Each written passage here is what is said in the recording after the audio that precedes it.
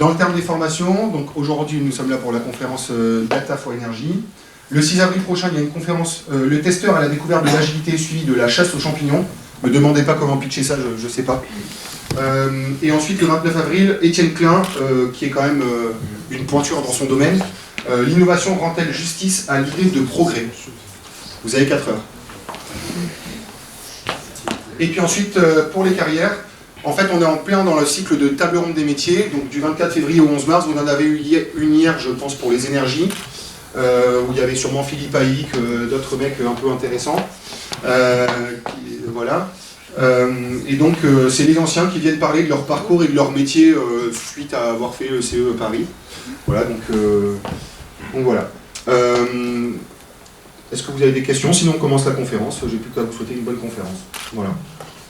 Et on peut donner du courage, bien sûr, à Guillaume et Vianney qui vont se présenter. Je fais une passe décisive à Vianney qui va se présenter. Bonsoir. Merci. Bonsoir, alors je m'appelle Vianney, je suis le fondateur de Citron, qui est une start-up, une des premières startups qui a été incubée à l'ECE, à l'incubateur ECE. À l'époque, ça s'appelait Green Alternative, et notre vision à l'époque, c'était de pallier au monitoring des consommations énergétiques qui, à l'époque, coûtaient très très cher, en développant une solution, une box qui allait permettre d'inventer plus tard l'audit énergétique instrumenté, donc de récolter de la data sur un bâtiment sans avoir besoin d'installer et de vendre en fait des capteurs qui pourraient coûter très cher. Aujourd'hui, notre métier a un peu évolué. On a développé une plateforme web Big Data et IoT qui permet en fait de suivre automatiquement toutes les données et donc les consommations énergétiques d'un patrimoine immobilier, d'analyser ces datas pour pouvoir après derrière fournir à nos clients, à nos utilisateurs, des recommandations concrètes pour améliorer la performance énergétique de leur bâtiment et grâce à ça réduire leur consommation, donc leur empreinte environnementale, leurs coûts, et aussi s'adapter aux nouvelles réglementations, issues des Grenelles de l'environnement. Alors, les enjeux, je pense, liés à l'efficacité énergétique, aujourd'hui, vous devez les connaître, donc je vais les passer quand même assez rapidement, mais il y a une réelle prise de conscience à l'échelle de la planète, en tout cas de la majorité des pays, d'un point de vue écologique, et le bâtiment représente aujourd'hui 40% des consommations énergétiques en France, de nos consommations énergétiques, et 25% de nos émissions de gaz à effet de serre. Donc c'est un levier de performance forcément qui peut être hyper intéressant d'un point de vue environnemental, mais c'est aussi, et ça c'est la bonne nouvelle pour les entreprises, un levier de performance financière hyper important. C'est-à-dire qu'aujourd'hui, les offres, les technologies ont évolué, les méthodologies ont évolué, et on est capable de rendre intéressantes d'un point de vue financier des démarches environnementales qui hier n'étaient pas forcément. Et enfin, il y a aussi un énorme enjeu du coup, qui va être réglementaire, et je vais vous en parler après parce que ça risque de vous suivre, en tout cas pour ceux qui vont bosser dans l'énergie pendant toute votre carrière. C'est du coup, quand on a une prise de conscience écologique, enfin une prise de conscience qui se passe à l'échelle d'un pays, les politiques s'en mêlent, et quand c'est rentable pour les entreprises, ils n'hésitent pas à contraindre et donc à imposer un certain nombre de réglementations. Donc il y a 4 ans, il y a l'audit énergétique réglementaire qui est sorti, donc toutes les entreprises de plus de 250 salariés ou 50 millions d'euros de chiffre d'affaires doivent faire tous les 4 ans un audit énergétique, un audit de leur coût énergétique. Il y a la même chose sur les bilans d'émissions de gaz à effet de serre, il y a la même chose, il y a des plans de mobilité, il y a tout un tas de sujets. Et là, la dernière en date, c'est ce qu'on appelle le décret tertiaire. Et ça, c'est justement la réglementation qui risque de vous suivre très longtemps si vous bossez dans l'énergie, que ce soit sur la partie tech, ou que ce soit sur la partie commerciale, ou que ce soit sur la partie vraiment énergie, l'énergie dans le bâtiment. Vous allez beaucoup en entendre parler parce que c'est une réglementation qui va imposer des résultats en matière d'efficacité énergétique, et c'est aussi une réglementation qui se projette jusqu'à 2050. Donc 2050, on est en 2020, c'est-à-dire 30 ans, ça veut dire, alors je ne sais pas où on sera la réforme des retraites à ce moment-là, mais a priori ça va vous suivre pendant une bonne partie de votre carrière.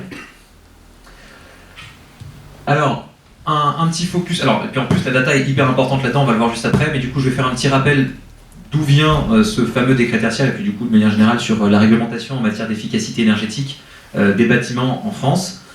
Tout ça, ça vient des fameux 3-20. Je ne sais pas si ça vous parle, les 3-20, c'est en 2008, nos dirigeants se sont rassemblés au Parlement européen et se sont dit, bon bah, on consomme trop, il faut faire quelque chose.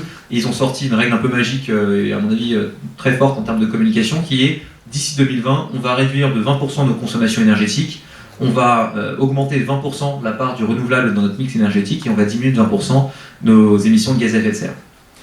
Par un calcul magnifique, la France a transformé ça l'année d'après, je crois en 2009, en 2009, lors du Grenelle de l'environnement, par nous, on va faire 38% d'économie d'énergie et bon an mal an, ça devrait permettre de respecter les 3,20. Grenelle de l'environnement suivant, l'année d'après, il décide d'aller encore plus loin, de donner quelque chose d'un peu plus concret que on va réduire de 38% nos consommations. Ils disent, voilà, à partir de 2012, je crois, à partir de 2012, les entreprises vont avoir 8 ans, donc pour se coller aux 3,20 de 2020, pour réduire leur consommation énergétique, et on fixera un décret qui va dire de combien, à partir de quelle date, etc. Ce décret, ils ont eu un peu de mal à le sortir. La première version de ce décret, elle est sortie en 2017, parce que c'était au moment des élections présidentielles. Il y a des ministres qui n'étaient pas sûrs d'être ministres quelques mois après. Ils ont sorti du coup une réglementation, un décret tertiaire qui imposait des choses complètement inatteignables. Du coup, ça a été retiré par le gouvernement, le premier gouvernement d'Édouard Philippe, qui a du coup replanché sur un autre décret tertiaire et qui a sorti du coup en 2019, d'abord en 2018, un morceau de la loi Elan, l'article 175 de la loi Elan, qui impose du coup à tous les bâtiments de plus de 1000 m² de réduire leur consommation de 40% avant 2030, de 50% avant 2040 et de 60% avant 2050, c'est pas évident, et de suivre leur consommation énergétique. Et c'est dans le mot suivi, et aussi dans le mot réduction dans un deuxième temps, que la data va avoir énormément de sens et d'impact. Du coup, par contre, comme ils n'ont pas eu assez de temps pour pouvoir sortir quelque chose de concret et de hyper abouti, ils ont dit on va quand même sortir un décret pour vous préciser comment et à quel moment on va devoir faire quoi. Du coup, le 2020 n'était plus du tout atteignable, et en 2019, ils ont sorti le fameux décret tertiaire, c'est sorti en juillet dernier, et ils ont indiqué justement ces différentes dates, ils ont indiqué une obligation de suivi, ils ont indiqué tout un tas d'éléments qu'on passera rapidement tout à l'heure, enfin, juste après. Je ne sais pas te poser la question, j'ai combien de temps à parler, parce que je peux être très long, mais... Une demi-heure par personne, et s'il n'y aura pas de questions, vous avez un quart d'heure de rap chacun. Tu me fais un petit signe quand je suis trop long? Je vous fais des 5 et des 10 comme ça. Merci. Du coup, ce fameux décret tertiaire sort, et puis d'un point de vue vraiment plus... il y a un arrêté qui va sortir derrière, parce qu'ils ont encore besoin d'en donner un peu plus de détails, mais le gros est sorti. Alors, ce décret, qu'est-ce qu'il nous raconte? Il va nous raconter déjà donc, ce fameux seuil de 1000 m², il va nous raconter que ces 1000 m², bon, c'est en surface de plancher, c'est par rapport à une année de référence, mais ça concerne tout le secteur tertiaire. Le secteur tertiaire, c'est par opposition au secteur primaire qui est l'extraction de matières premières, et secondaire qui va concerner en fait toute la partie, modification de matières premières, donc en gros toute la partie industrie.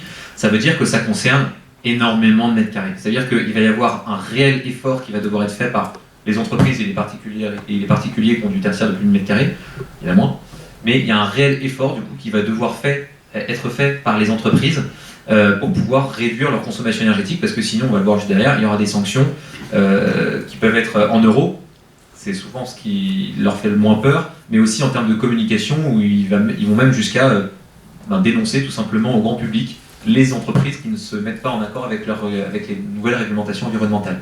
Et quand on voit la prise de conscience écologique dont on parlait tout à l'heure, ça peut être hyper important. Donc voilà, donc ça concerne toutes les collectivités territoriales, les écoles, les collèges, les bâtiments communaux, les mairies. Ça va concerner aussi tout ce qui est entrepôt, la logistique, Amazon, typiquement. Ça va concerner, ou vente privée, si on veut citer un français, ça va concerner tous les immeubles de bureaux, donc imaginez les tours à la Défense, je pense qu'il n'y a pas beaucoup qui font moins de 1000 m², donc ça va être vraiment une révolution. Il y a vraiment un vrai engouement du coup qui se passe d'un point de vue économique à ce sujet-là dans notre pays, parce qu'il y a énormément d'entreprises qui sont en train de se positionner par rapport au décret tertiaire pour apporter une réponse à des entreprises qui vont avoir un vrai besoin à ce sujet-là. Alors, bon, ça je reviens pas dessus, vous l'avez compris, hein, 40%. Alors, ces 40%, c'est par rapport à une année qui va être, alors, un énorme enjeu data aussi, ça va être par rapport à une année de référence qui a été sélectionnée entre 2010 et maintenant. Une année de référence, c'est 12 mois consécutifs de consommation énergétique pleine. Ça veut dire qu'il faut être capable pour les entreprises de choisir une année entre 2010 et 2020 sur laquelle elles ont toute leur consommation énergétique. La consommation énergétique, c'est de la data. Quand on a un bâtiment, à la limite, on peut fouiller dans ses factures. Mais il y a beaucoup d'entreprises qui ont plus de bâtiments que ça. D'ailleurs, Cofeli, je ne sais pas comment vous avez des bâtiments, mais vous avez une agence par ville, vous avez Cofeli, Axima, enfin bref, 200 bâtiments, voilà. Quand on a 200 bâtiments, ça commence à être un peu plus balèze d'aller chercher pour chaque bâtiment une année de référence où on a des consommations énergétiques pleines. C'est là que toute la data va avoir un enjeu. Et c'est ça la première mission de la plateforme qu'on propose à nos clients chez Citron, c'est d'aller collecter toute la data qui est disponible en termes de consommation énergétique, mais pas que d'ailleurs. En fait, chez Citron, enfin la plateforme Citron, elle va collecter 4 grands types de data. La première data, elle va être collectée le premier type de data, elle va être collectée auprès des acteurs de l'énergie. Donc la première data auquel on pourrait penser, qui est commune à tout le monde, c'est les factures énergétiques. On a créé en fait du coup des robots d'indexation qui vont simuler une activité humaine, de se connecter tout simplement au compte client fournisseur, comme vous avez sûrement pour votre appart chez vous, un compte client fournisseur, on peut télécharger ses factures. Nous, notre robot, il va savoir simuler cette activité humaine de je télécharge une facture, je télécharge 2 factures, je télécharge 3 factures, je lis ces factures, je les comprends et je stocke toutes les informations qui sont situées dans une base de données. Avant qu'on arrive sur le marché, nos clients, alors en général ils la regardaient, ils la payaient parce qu'ils ne savaient pas la comprendre, mais au maximum ils allaient utiliser 1, 2, 3, 4, allez, 5 données présentes sur une facture d'énergie. Une facture d'énergie, ça comprend une cinquantaine de données hyper intéressantes. Il n'y a pas que l'adresse de livraison et de facturation et le montant en TTC, il y a tout un tas de calculs qui sont générés parce qu'en fait, il y a une part de la facture qui est pour la consommation énergétique, donc qui revient au fournisseur, il y a une autre part qui va au distributeur, donc Enedis et Gaspard, en gros, les personnes qui amènent l'énergie chez vous et qui la comptent. Il y a une part aussi pour l'État, parce qu'il n'y a pas de... Et en plus, sur l'État, l'État il est très complexe dans sa façon de calculer les taxes, parce qu'il y a 5-6 taxes différentes facilement sur une facture d'énergie qui sont différentes et calculées en fonction du type de contrat, etc. Donc, invérifiable pour le commun des mortels. Donc voilà, le premier type de données qu'on va récupérer, c'est les acteurs d'énergie, donc les factures, mais pas que, donc les fournisseurs, mais pas que. On va aussi savoir récupérer les données, par exemple, des compteurs Linky, des compteurs Gaspard, c'est l'équivalent de Linky pour le gaz. On va récupérer des données auprès des mainteneurs, des exploitants. Typiquement, des exploitants comme Cofeli, on va être capable de se connecter automatiquement à leur GMAO, donc à leur outil interne qui leur sert à déclencher des missions et à gérer leurs équipes. On va être capable de récupérer les données que eux collectent grâce à ces outils-là. Deuxième type du coup de données, ça va être les données de nos clients. Tout simplement, ça va être des données patrimoniales, la surface des bâtiments, ce type de données, l'année des bâtiments, les dernières rénovations, etc. Mais ça va être aussi des données issues des objets connectés qui sont présents sur les sites. Les objets connectés, ça peut être des compteurs, des sous-compteurs, ça peut être des capteurs de température, ça peut être des sondes de température, ça peut être tout un tas de data qui vont être intéressantes pour que derrière l'intelligence artificielle qui se trouve sur la plateforme puisse du coup interpréter et proposer des solutions en matière d'efficacité énergétique. Troisième type de data, ça va être la partie température, toute la data qu'on va acheter en fait. Donc typiquement, on va acheter à Météo France des données de température par région, à chaque fois qu'on a un client, etc. Ça pourrait être aussi des données, pas forcément de température, ça pourrait être de l'ensoleillement, non pardon. Ça pourrait être de l'ensoleillement pour le photovoltaïque, ça pourrait être tout un tas de choses. Et après, le dernier type de données, ça va être des benchmarks. Donc on va comparer, par exemple, on a une centaine d'écoles présentes sur Citron Énergie, et on va avoir une consommation moyenne par type d'école pour pouvoir faire ressortir à notre utilisateur si son école consomme trop ou pas par rapport en tout cas à une moyenne et à la moyenne française. Donc voilà, ça n'a rien à voir avec... si un peu quand même. Donc voilà, donc en gros, on va être capable de collecter énormément de data qui vont du coup pouvoir être analysées. C'est la deuxième grosse étape, le gros intérêt de Citron Énergie, c'est qu'il va analyser ces data pour fournir des recommandations concrètes ou proposer à ses utilisateurs des outils d'analyse pour qu'eux puissent faire leur analyse aussi concrètement. Pour en venir au décret tertiaire, donc on a cette fameuse année de référence à sélectionner. Si on n'a pas un outil comme Citron Énergie ou au moins un prestataire qui est capable de le faire pour vous, ça va être très compliqué. Je continue. Alors, évidemment, si vous avez une consommation qui est au niveau du neuf, vous allez pouvoir moduler votre objectif de manière à ce que vous n'ayez... en gros, vous n'aurez pas besoin de consommer mieux que le neuf. Vous devrez juste, entre guillemets, vous mettre au niveau des consommations d'un bâtiment neuf de la catégorie de votre site. Alors, autre point primordial niveau data, c'est qu'il n'y a pas qu'une obligation de réduire ses consommations énergétiques. Il y a aussi une obligation de suivre ses consommations énergétiques. C'est-à-dire que chaque année, pour chaque bâtiment, une entreprise va devoir dire où est-ce qu'elle en est dans ses consommations énergétiques et qu'est-ce qui lui reste comme économie à faire pour pouvoir atteindre ses obligations réglementaires.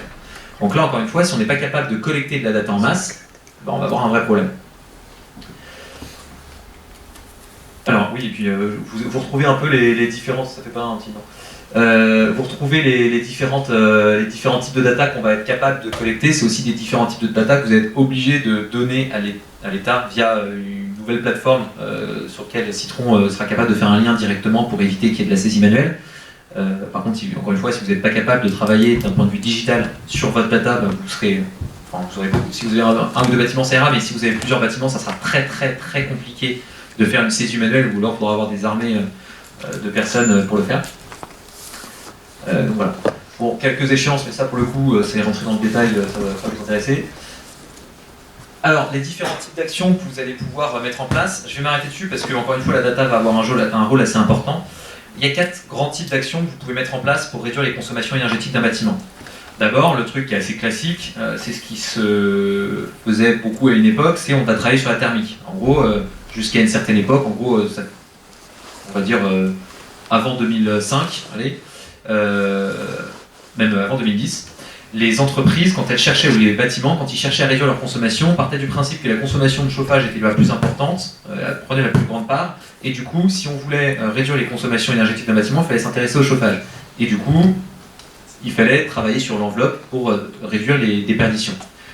C'est pas une mauvaise analyse, mais malheureusement, c'est aussi les actions dont le temps de retour sur investissement est le plus important. Ça veut dire que, en fait, on va dépenser beaucoup et potentiellement avoir des retours financiers qui vont arriver dans énormément de temps. Donc c'est une action qui peut être considérée, mais qu'il faut prendre avec des pincettes. Le deuxième type d'action qu'on va pouvoir faire, c'est travailler sur les systèmes du bâtiment. Quand on travaille sur les systèmes, d'ailleurs ça va être souvent le métier de Cofeli, on va travailler sur l'utilisation des différents systèmes, donc de production, de distribution, d'émissions et de régulation de chaud qui sont sur un site, sur comment on utilise en fait les différents systèmes qui sont sur un bâtiment. Donc le fait de travailler sur comment on s'en sert, c'est une action à proprement parler qui va pouvoir être mise en place. Et ça, quand on a de la data et qu'on a une data diversifiée sur un bâtiment ou sur un groupe de bâtiments, on va commencer à pouvoir être capable de détecter automatiquement les gaspillages énergétiques qui sont présents sur un site. Je donne un exemple, sur des lycées, on s'est amusé à faire la corrélation linéaire je parle peut-être un peu trop technique là, vous levez la main si vous voulez expliquer, que j'explique un truc. On a commencé à faire la corrélation linéaire entre la consommation d'un bâtiment et ses horaires d'ouverture, et les DGU, donc la température qu'il y a en fonction des horaires d'ouverture. C'est-à-dire qu'on a été capable de voir, grosso modo, je traduis, on a été capable de voir si la consommation d'un bâtiment variait beaucoup en fonction de la température ou si elle variait peu en fonction de la température. Et ça, on a comparé les moments ouverts et fermés des lycées. En gros, vacances scolaires et il y a des élèves présents sur site. Et on a vu qu'il y avait une très forte corrélation linéaire, c'est-à-dire que ça variait énormément en fonction de la température. Évidemment, quand il y avait des élèves, parce que s'il fait froid et qu'il y a des élèves, il faut chauffer, donc on consomme.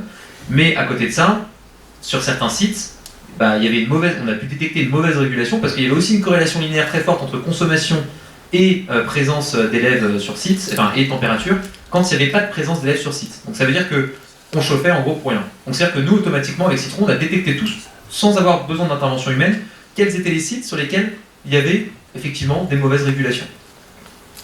Voilà, c'est un deuxième type d'action. Troisième type d'action, c'est évidemment remplacer un matériel qui est vieillissant par un nouveau matériel qui est moins énergivore, pardon. Typiquement, vous avez du T5, c'est pas mal, mais en luminaire, si la LED par exemple est plus performante que du T5, le temps de retour sur investissement serait pas forcément incroyable, donc on ne le conseillerait pas forcément, mais si on avait été en T8, donc une technologie un peu moins récente, là il y a un très bon temps de retour sur investissement à le remplacer par de la LED.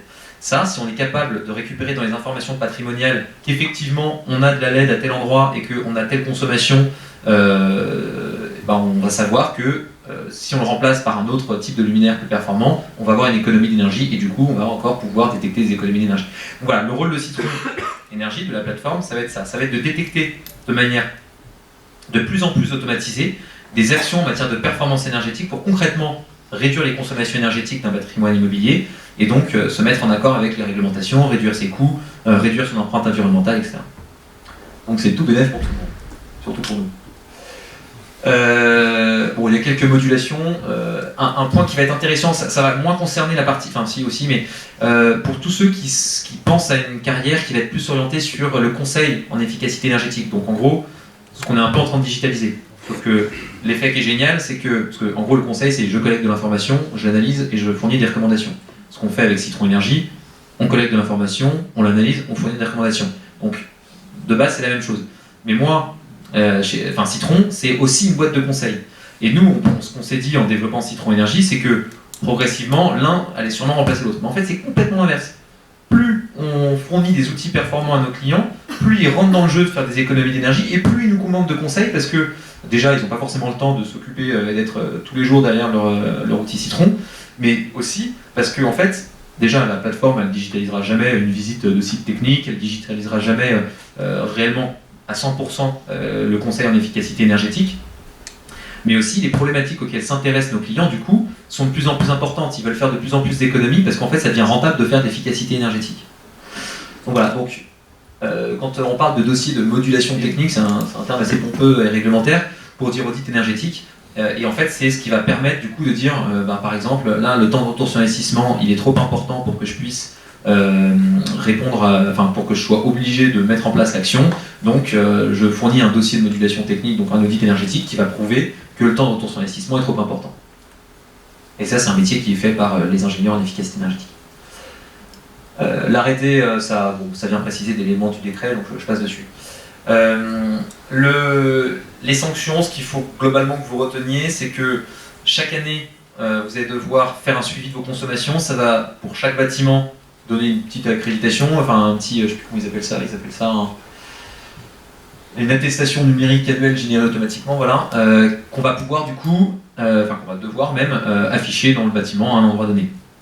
Si jamais cette partie-là n'est pas faite, la sanction, c'est ce fameux wall of shame. On va devoir, les entreprises vont être littéralement balancées par l'ADEME et par l'État du coup au grand public en disant tiens, telle entreprise n'a pas respecté son obligation en matière de suivi des consommations énergétiques. Donc telle entreprise, ça fait 10 minutes que je suis en retard ou j'ai encore 10 minutes ? Encore 10 minutes. J'ai encore 10 minutes, parfait. Donc telle entreprise n'est pas en accord avec sa réglementation, donc la plupart, toutes celles qui sont en B2C ou toutes celles qui sont cotées en bourse, il y a énormément d'entreprises pour qui ça devient un sujet vraiment prioritaire. Il y a aussi des 7 500 € d'amende par bâtiment pour le propriétaire et pour le locataire, parce que c'est une contrainte qui s'impose aux deux. Donc pour peu que, par exemple, vous soyez propriétaire et locataire sur 100 sites et locataire sur les 100 autres sites, vous allez avoir 15 000 € d'amende par bâtiment sur 100 sites et 7 500 € d'amende par bâtiment sur les 100 autres sites. Voilà. Alors, juste pour faire un petit point global, là ça paraît très... J'ai voulu parler du décret tertiaire parce que c'est... Je m'adresse à des personnes qui se projettent, je pense, sur leur avenir dans l'efficacité énergétique. Que vous soyez dans la tech, donc je ne sais plus quels sont les noms majeurs, mais en SI, ou que vous soyez dans l'énergie, donc en énergie environnement, c'est ça, je sais plus, ou que vous soyez en SE sur la partie beaucoup plus orientée sur l'IoT, ou que vous soyez, ou TR, je sais plus, ou que vous soyez sur... quel que soit en fait votre métier et votre formation à l'ECE, vous avez un avenir dans l'efficacité énergétique. Et il y a énormément, et dans la data, et ça va forcément être drivé à un moment donné par ce fameux décret tertiaire, parce qu'en fait c'est lui qui risque de beaucoup driver le marché dans les années à venir.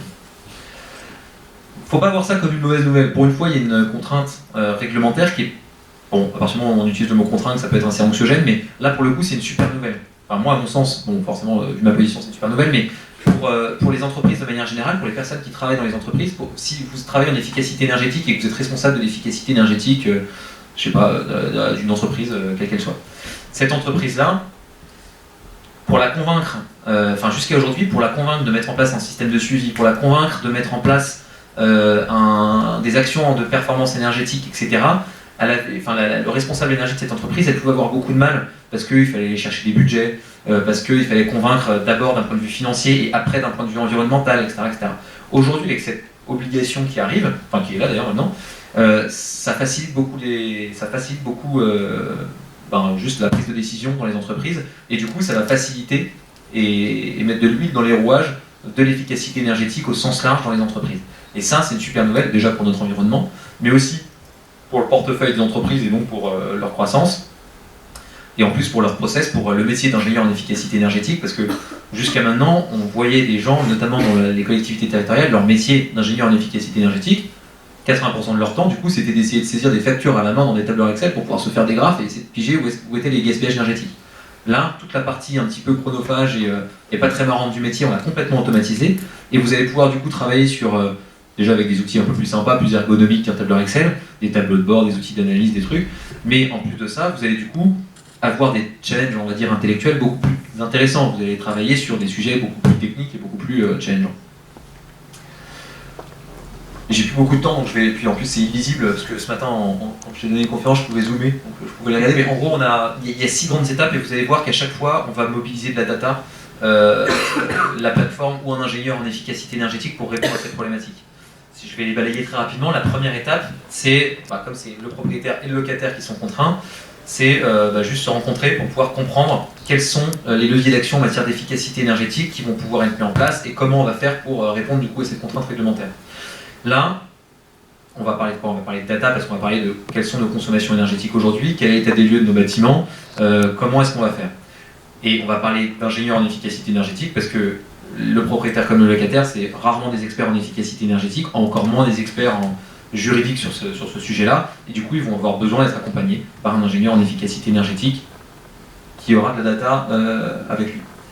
La deuxième étape, ça va être de mettre en place un outil. On appelle souvent un SME, un système de management de l'énergie, mais surtout un outil de suivi des consommations énergétiques. Parce qu'en fait, si on veut pouvoir établir une année de référence, si on veut pouvoir savoir qu'est-ce qu'il nous reste à faire comme chemin pour réduire ces consommations énergétiques et atteindre les contraintes réglementaires, il va falloir, à partir du moment où on a plus d'un ou deux sites et que ça devient plus gérable sur un tableur Excel, mettre en place une plateforme web Big Data et IoT. On a aussi des concurrents, hein, c'est pas forcément chez nous, mais vous allez quasiment devoir mettre en place ce type d'outil. Troisième étape, analyser les consommations à l'aide de cette plateforme pour pouvoir définir une année de référence sur chacun des bâtiments, pour pouvoir savoir quelle va être votre consommation objectif au global que vous allez devoir atteindre en 2030, en 2040, en 2050. Quatrième étape, ça va être la définition d'un plan d'action. Donc là, on va parler audit énergétique instrumenté, on va parler de data, mais pas forcément collectée de manière automatisée, pas forcément collectée de manière récurrente, mais ça peut être de manière ponctuelle avec des outils de mesure adaptés. On va parler de travailler sur la plateforme pour détecter quels sont les bâtiments sur lesquels il faut travailler en priorité.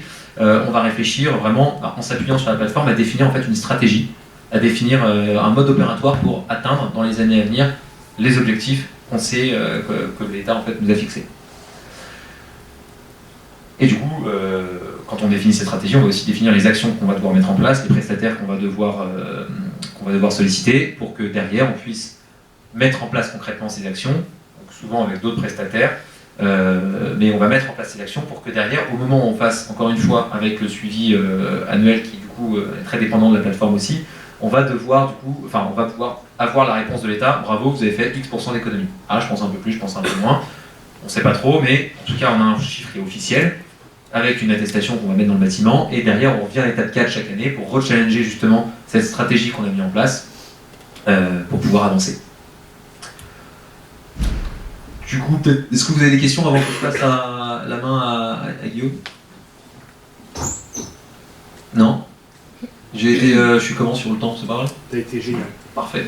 On pourra faire des questions après si vous voulez, ou revenir sur des sujets.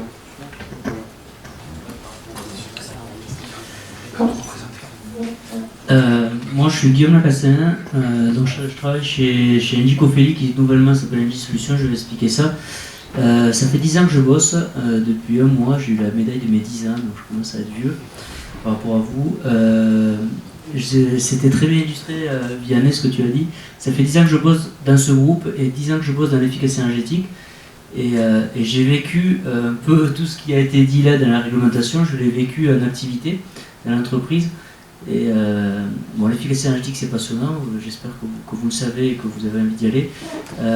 Mais de vivre ça dans une entreprise c'est encore plus passionnant parce que finalement la réglementation nous amène à progresser. J'ai vécu le tableur Excel comme tu disais, où on fait des analyses, il fallait compiler des factures, on passait des journées entières à compiler des données à la main sur l'Excel.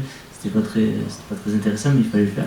Maintenant ça va beaucoup plus vite, donc il y a une logique de progression, d'accélération, de maturité avec des startups. Il y a 10 ans, on ne voyait pas start-up, il y en avait une dans toute la France, le mot n'était pas trop encore arrivé. Donc la société a énormément évolué, la réglementation des enjeux évolue énormément, la prise de conscience sur l'environnement, on y est en plein dedans. Du coup, c'est passionnant et les entreprises et les organisations doivent bouger pour suivre le rythme de cette société, de ces nouveaux enjeux, de ces nouvelles réglementations. Donc on a vécu un bon chemin et ça accélère, il y a encore beaucoup de choses à faire.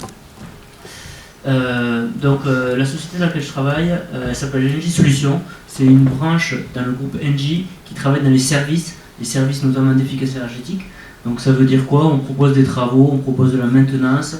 Donc les travaux tout corps d'état, que ce soit plutôt technique, équipement technique même, électricité courant fort, courant faible, tout ce qui est chauffage, climatisation, ventilation, tout ce qui est automatisme, tout ce qui est distribution aérolique, hydraulique, tout ce qui est maintenance. Maintenance, c'est plutôt tout ce qui doit bien fonctionner dans les équipements. Par exemple, là on voit une lumière éteinte, il y a certainement un défaut soit de câblage, soit de luminaire. Donc la maintenance, c'est faire il y a un technicien qui doit voir qu'il y a un défaut de panne dans cette pièce et doit réagir pour améliorer finalement l'utilisation du bâtiment et garantir que l'utilisation du bâtiment est en cohérence avec les besoins. Voilà, donc les entreprises qui sont incluses dans Engie Solutions, il y a Engie Cofeli qui est plutôt l'entreprise d'exploitation des bâtiments, Engie Neo qui est plutôt l'entreprise de travaux d'installation électrique, Engie Axima qui est plutôt l'entreprise de travaux génie climatique, donc tout ce qui est chauffage, climatisation, ventilation, et Engie Réseau qui est tout ce qui est production et distribution de chaud et de froid pour les bâtiments. Donc on est une très très grosse entreprise. En France, toutes ces 4 sociétés qui sont regroupées en une aujourd'hui en dissolution, ça représente plus de 55 000 personnes dans l'entreprise juste en France, donc c'est colossal. On exploite 70 000 bâtiments, donc c'est aussi colossal. En Ile-de-France, on part du principe que sur un bâtiment sur 2, on est exploitant et on interagit avec les équipements du bâtiment sur un bâtiment sur 2 dans tout Paris. La Tour Eiffel, le Louvre, la prison de la Santé à Paris, l'hôtellerie de luxe, les tours à la Défense. Enfin, on interagit dans tout type de bâtiments et dans beaucoup de bâtiments. Une organisation avec trois entités. Pour refaire le lien avec la data, ces 70 000 bâtiments et ces nombres de personnes, pour que tout ça communique finalement, qu'on comprenne bien que ce qui marche bien, ce qui marche pas bien, et où on doit intervenir, on collecte beaucoup de données. Sur une année, on a mesuré qu'on collectait 50 millions d'informations. Je vais expliquer après pourquoi faire et comment on collecte ça. Mais finalement, la donnée prend une part dans nos métiers qui est plus qu'importante. Sans la donnée aujourd'hui, on ne sait plus travailler. Si jamais il y a un problème au niveau des data centers qui stockent toutes les données, on va avoir un gros problème. On ne pourra plus payer, on ne pourra plus conduire, on ne pourra plus utiliser tout ce qu'on utilise là-dedans. On aura de gros soucis. Donc c'est pareil pour nos métiers, la donnée devient cruciale dans le quotidien pour exploiter la performance et les bons usages des bâtiments. Donc oui, on a 200 bâtiments en propre en France, donc ça veut dire qu'on a un maillage territorial très important. Comme les 70 000 bâtiments sont dans toute la France et on a des agences et des techniciens dans toute la France qui circulent d'un bâtiment à un autre. Et on représente une activité par an de 3,7 milliards d'euros. On a des moyens de faire évoluer nos organisations et pour répondre à ces enjeux de data. Qu'est-ce que je fais moi concrètement là-dedans? Mon boulot, c'est vendre des contrats de performance énergétique. Donc j'anime une équipe qui fait ça avec moi. Ça veut dire qu'on doit garantir à nos clients et donc sur les bâtiments de l'amélioration de la performance énergétique.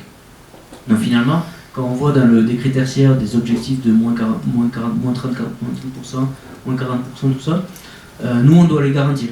C'est-à-dire qu'on doit définir des cibles par bâtiment, par exemple dans cette école, combien ça consomme, quelle va être l'année de référence, et quels sont les moyens pour améliorer la performance du bâtiment et donc diminuer les consommations, et sur quoi on est en capacité de s'engager. Donc on va définir des actions par différents types de moyens, des moyens techniques, des moyens administratifs, des moyens de communication auprès des occupants, des moyens digitaux, des outils digitaux bien évidemment, et des travaux d'amélioration si jamais on va préconiser de réisoler, de changer des équipements de chauffage, de changer des équipements d'éclairage. Donc on va dans un premier temps diminuer les consommations, tout ça dans un état d'esprit financier bien évidemment, puisque cette école par exemple paye des charges, donc il y a certainement quelqu'un qui évalue le budget de fonctionnement de l'école et qui cherche des financements. Du coup, quand on va baisser les consommations, on va baisser les factures énergétiques. Et donc cette baisse économique va permettre de rentabiliser toutes les solutions qu'on va déployer et qui coûtent de l'argent finalement. Du coup, il y a toute une innovation dans les contrats de performance énergétique sur le portage financier et sur les enjeux financiers de chacun des projets. Vous avez dû voir dans la presse, Engie est très focus sur l'empreinte environnementale par un KPI qu'on appelle la baisse de CO2. On fait des offres aujourd'hui zéro carbone. Ça veut dire quoi? Ça veut dire que toutes les émissions carbone associées aux consommations énergétiques, en les diminuant, on diminue les émissions carbone, donc la pollution atmosphérique. Et tout ce qui va rester en consommation résiduelle sur un bâtiment, on va le compenser par des solutions par de l'énergie verte, par des solutions comme des sources d'énergie renouvelable, du solaire, de l'éolien. Et tout ça, bien sûr, on va garantir aux occupants des bâtiments, donc ici à vous, que le bâtiment est confortable pour vous. C'est-à-dire que vous soyez bien chauffé, bien climatisé. Donc on a parlé de l'aspect financier, l'aspect technique. Il va y avoir un aspect contractuel très innovant où on doit garantir le fait qu'on va faire de l'amélioration de performance tout en améliorant et sans dégrader les usages de confort du bâtiment. Donc on va devoir prouver au responsable immobilier de l'école que vous êtes confortable, que vous avez suffisamment chaud ou suffisamment froid l'été.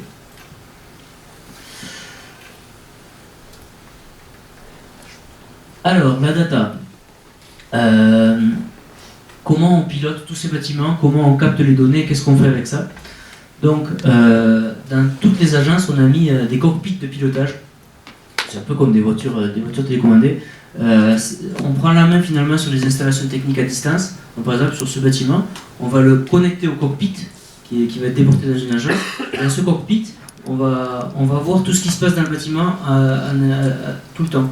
Du coup, on va pouvoir voir si la nuit, le bâtiment qui est inoccupé et il n'y a personne, est bien éteint, ou le matin à 8h quand vous arrivez, il est bien allumé, il est à la bonne température, entre midi et 2, est-ce que tout fonctionne bien? Donc on va essayer de déporter toute l'information du bâtiment dans ce cockpit pour qu'il y ait des ingénieurs toute la journée qui réfléchissent à comment optimiser finalement, avec les données qu'on capte, le bon fonctionnement du bâtiment. Ce cockpit il va permettre aussi, dès qu'on identifie une dérive ou une panne, il va pouvoir permettre de déclencher une intervention. Si jamais il y a une fuite d'eau, avec de l'importance, on va dire au technicien, tu es suffisamment près de ce bâtiment, donc réagis dans ce bâtiment, va voir la fuite d'eau et arrête là et fait le nécessaire. Donc en plus de piloter le bâtiment, on va piloter les interventions dans tous les bâtiments en faisant en sorte qu'on soit le plus efficace possible avec la personne la plus près possible du bâtiment et la plus disponible. Voilà, donc finalement, dans la data, il n'y a pas que la data du bâtiment, il y a toute la data de savoir où est le technicien, comment est-ce qu'il est disponible, est-ce qu'il a l'intervention ou pas, qu'est-ce qu'il a comme compétence, le technicien qui est disponible à tel endroit, qu'est-ce qu'il a comme équipement, où est l'équipement qu'on a besoin pour faire l'intervention le plus proche, quelle est sa disponibilité. Donc c'est tout l'infrastructure en dehors du bâtiment qui va permettre d'amener la bonne solution au bon moment sur le bâtiment. Et bien évidemment, quand on intervient dans une école, c'est différent quand on intervient dans une tour à la Défense en termes d'accessibilité. Là, il n'y a pas eu de contrôle à l'entrée. Quand on intervient dans une tour à la Défense, on ne peut pas rentrer. Quand on intervient dans une prison, c'est encore différent. Donc c'est dans toute la chaîne de données et de gestion de la donnée, il faut prendre en compte finalement tous ces freins et tous ces blocages qui peuvent interagir dans l'intervention. Donc c'est beaucoup d'ingénierie tout ça finalement. On parle d'efficacité énergétique, mais pour faire de l'efficacité énergétique, il y a beaucoup d'informatique, beaucoup de traitement de données, savoir où c'est qu'on héberge les données, est-ce que la donnée est sécurisée. Donc il y a plein de métiers finalement pour arriver à à générer finalement tout ce flux et tout cet écosystème. Donc je suis très en avant, je pense, je vais un peu vite, sur des cas concrets. Donc j'ai pris 3 cas concrets très différents. Ça c'est un bâtiment qui est à Clichy. C'est un bâtiment qui a été livré en 2016, il me semble. Donc c'est un bâtiment de dernière génération qui a toutes les dernières obligations de construction en termes d'efficacité énergétique, donc qui a tous les labels des réglementations intérieures qu'on a pu voir. Donc c'est un bâtiment qui est très performant, qui consomme très peu, qui est très moderne, qui est très beau, qui est très agréable aussi à l'intérieur. Et finalement, ce bâtiment, quand on l'a réceptionné, c'est très compliqué à le faire bien fonctionner. Un bâtiment neuf, quand on arrive, tout n'est pas complètement opérationnel. Il faut quelques mois pour que finalement le concepteur des installations techniques finisse son chantier, même si on arrive nous sur site, finisse son chantier et que son chantier soit pleinement fonctionnel. C'est-à-dire que quand on reçoit une installation et un bâtiment, il y a des défauts. Il y a des défauts de parfait achèvement, enfin, tout n'est pas complètement abouti, tout n'est pas hyper fonctionnel. Du coup, c'est très compliqué de comprendre comment il était conçu, surtout que quand c'est très performant, c'est très compliqué. Il y a souvent plusieurs sources de production, d'énergie différentes. Il y a de la récupération sur certaines. Du coup, pour arriver à trouver le bon compromis de fonctionnement avec la meilleure efficacité possible en termes de performance, c'est très, très compliqué, très technique. Ça demande beaucoup d'ingénierie, beaucoup de réflexion. Et en plus de ça, dans un bâtiment tel que celui-là, qui a une surface de 36 m², il y a énormément de données. On a des capteurs de présence dans toutes les pièces, on a des capteurs de température dans toutes les pièces, on a des capteurs de son de CO2 partout.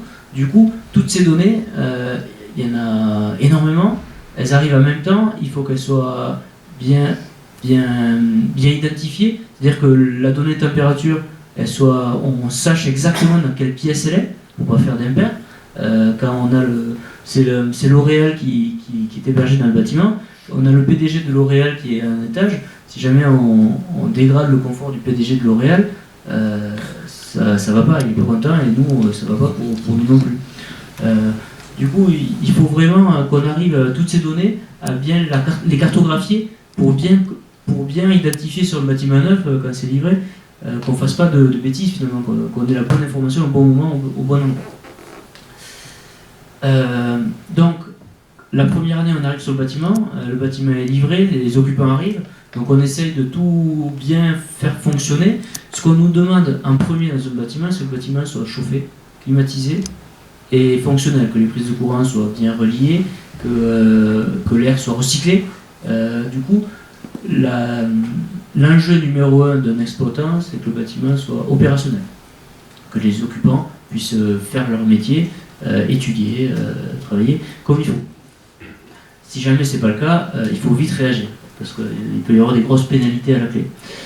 Une fois que c'est fonctionnel, c'est à partir de là qu'on va chercher à faire de la performance, à réfléchir, à essayer d'optimiser les systèmes par de l'ingénierie, savoir comment bien calibrer la donnée et comment bien réagir en fonction de la donnée qu'on récupère.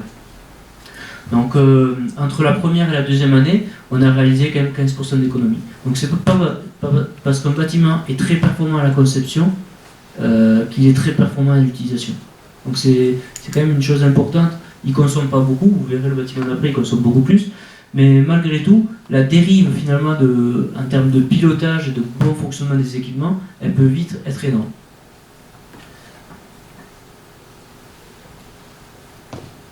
Alors, j'ai pris ce cas-là qui est complètement différent. Donc là, c'est le Grand Hôtel Intercontinental qui est place de l'Opéra, à Paris.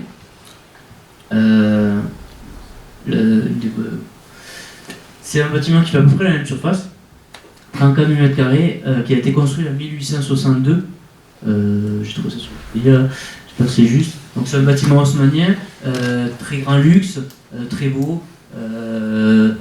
En termes d'étoiles, ils étaient à 4 étoiles, ils sont passés à 5 étoiles. Il se trouve que là, il est en rénovation complète, il y a des travaux un petit peu partout en amont des JO de Paris. L'enjeu pour le client dans ce bâtiment, c'est le confort. il reçoit des délégations saoudiennes, des délégations américaines de très grand luxe dans cet hôtel. Il faut que l'hôtel soit confortable, il faut que les chambres soient nickel en termes de ménage, mais surtout il faut que la température soit toujours idéale dès que quelqu'un arrive de la chambre. Et puis suivant la personne qui va occuper la chambre, il peut y avoir des demandes de confort particulières. Les Asiatiques ou les Émirats ont des besoins en froid l'été qui sont très forts. Ils ont besoin d'avoir des bâtiments très climatisés, beaucoup plus que nous, Européens, finalement.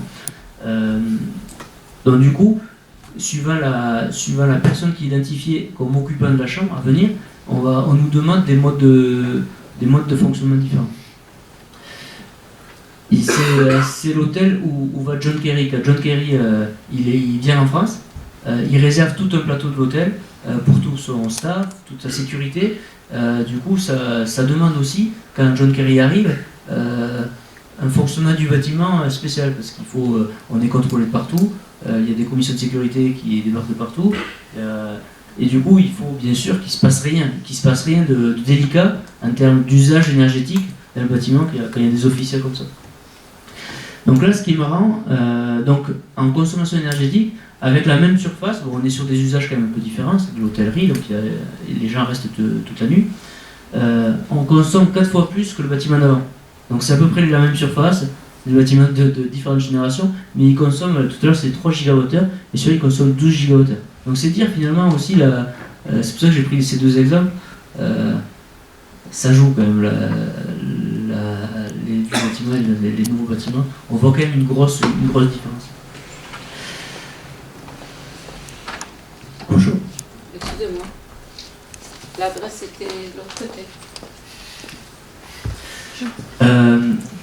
En termes de solutions, donc, dans ce bâtiment très ancien, en termes de data, il n'y a quasiment rien. Il est en rénovation aujourd'hui, donc demain ça va être différent, parce qu'ils auront rénové beaucoup d'équipements techniques. Quand on a récupéré ce bâtiment avant travaux, tout est vieillot, tout est vieux. Le côté public est très, très joli, très luxueux, mais côté technique, c'est pas luxueux et c'est très vétuste. Les équipements ils sont très anciens et il n'y a bien sûr aucune donnée. On ne sait pas la température qu'il fait, les vannes, des fois elles ne fonctionnent pas, c'est rare quand elles fonctionnent bien. Les automatismes pour faire fonctionner tout ça sont plutôt très, très anciens. Donc là, en termes de données énergétiques, par rapport à celui tout à l'heure où on en a partout, là on en a nulle part. Du coup, il faut arriver avec nos moyens et nos équipes techniques à faire fonctionner ce bâtiment, avec toujours l'usage numéro 1 qui est le confort, et réfléchir à faire mieux pour atteindre les objectifs réglementaires et pour baisser les charges et pour améliorer la performance du bâtiment, arriver à faire mieux finalement avec très peu de données. Du coup, en numéro 1, en termes de solutions qu'on va déployer sur ce type de bâtiment, on va rajouter des compteurs pour mesurer, on ne va pas rajouter partout, on va rajouter des compteurs sur les enjeux majeurs, les départs aéroliques, les départs hydrauliques, les départs en température, des choses comme ça. Pour savoir finalement où passe l'énergie et est-ce que les niveaux de consommation sont cohérents par rapport à ce qu'il y a derrière. Et donc on va quand même rajouter quelques capteurs par rapport au bâtiment de tout à l'heure, mais on va mettre finalement, comme le bâtiment de tout à l'heure, une équipe technique en place, il y a des techniciens qui vont intervenir sur les installations, et de l'ingénierie pour organiser les déplacements et l'analyse de données pour définir des plans d'action d'amélioration, finalement exactement les mêmes ingénieurs que dans le bâtiment de tout à l'heure. Le résultat, au bout de quelques années de contrat, on a réussi sans travaux, donc sans rénover les équipements, on a réussi à baisser les consommations de 23%. Donc rien que finalement en rajoutant des capteurs de données, multicapteurs, température et consommation, et de l'ingénierie pour réfléchir à comment faire mieux avec très peu finalement, comment faire mieux, on arrive quand même tout en maîtrisant un confort qui est primordial de bâtiment, on arrive du coup à un enjeu de 23% de baisse conso. C'est intéressant de faire le parallèle avec le décret tertiaire que présentait Vianney tout à l'heure. Sans travaux, finalement, on fait déjà la moitié du chemin. La moitié du chemin de l'objectif réglementaire. Du coup, ça prouve que c'est faisable finalement. La cible est haute, quand on voit qu'il va falloir diviser par 2 les consommations, mais sur un bâtiment de 1862, bon, visiblement, on peut y arriver. Si derrière, bon, c'est le cas avec les travaux qui sont en cours, il y a un plan de travaux avec des équipements beaucoup plus performants, ils arriveront certainement aux objectifs décrits. Encore un tout autre exemple. Donc là, on était plutôt sur 2 gros bâtiments, des bâtiments de 30 mètres carrés. Ça veut dire finalement, dans ces bâtiments, juste avant, on déploie des équipes qui sont à demeure sur le site. Donc des équipes qui vont passer leur journée entière à se promener, à faire des interventions sur le site. Dans ce cas-là, c'est tout l'inverse. On est sur les écoles de la ville de Paris. Donc on a un contrat de performance énergétique sur 140 écoles. Donc des écoles qui font entre 1000 et 3000 mètres carrés, en gros en moyenne. Et donc sur ces écoles, on n'a pas un technicien par école, sinon il s'ennuierait toute la journée. C'est des techniciens qui vont aller d'une école à une autre. Et c'est là tout l'enjeu de faire intervenir le bon technicien avec la meilleure efficacité dans toutes les écoles. Donc sur ces écoles, donc pareil, un périmètre parisien, donc avec des bâtiments existants, des bâtiments plutôt très anciens, des bâtiments disséminés dans tout Paris, il y en a vraiment dans tous les arrondissements, tout type de bâtiments, dans les bâtiments haussmanniens, des bâtiments récents, dans tout type de bâtiments.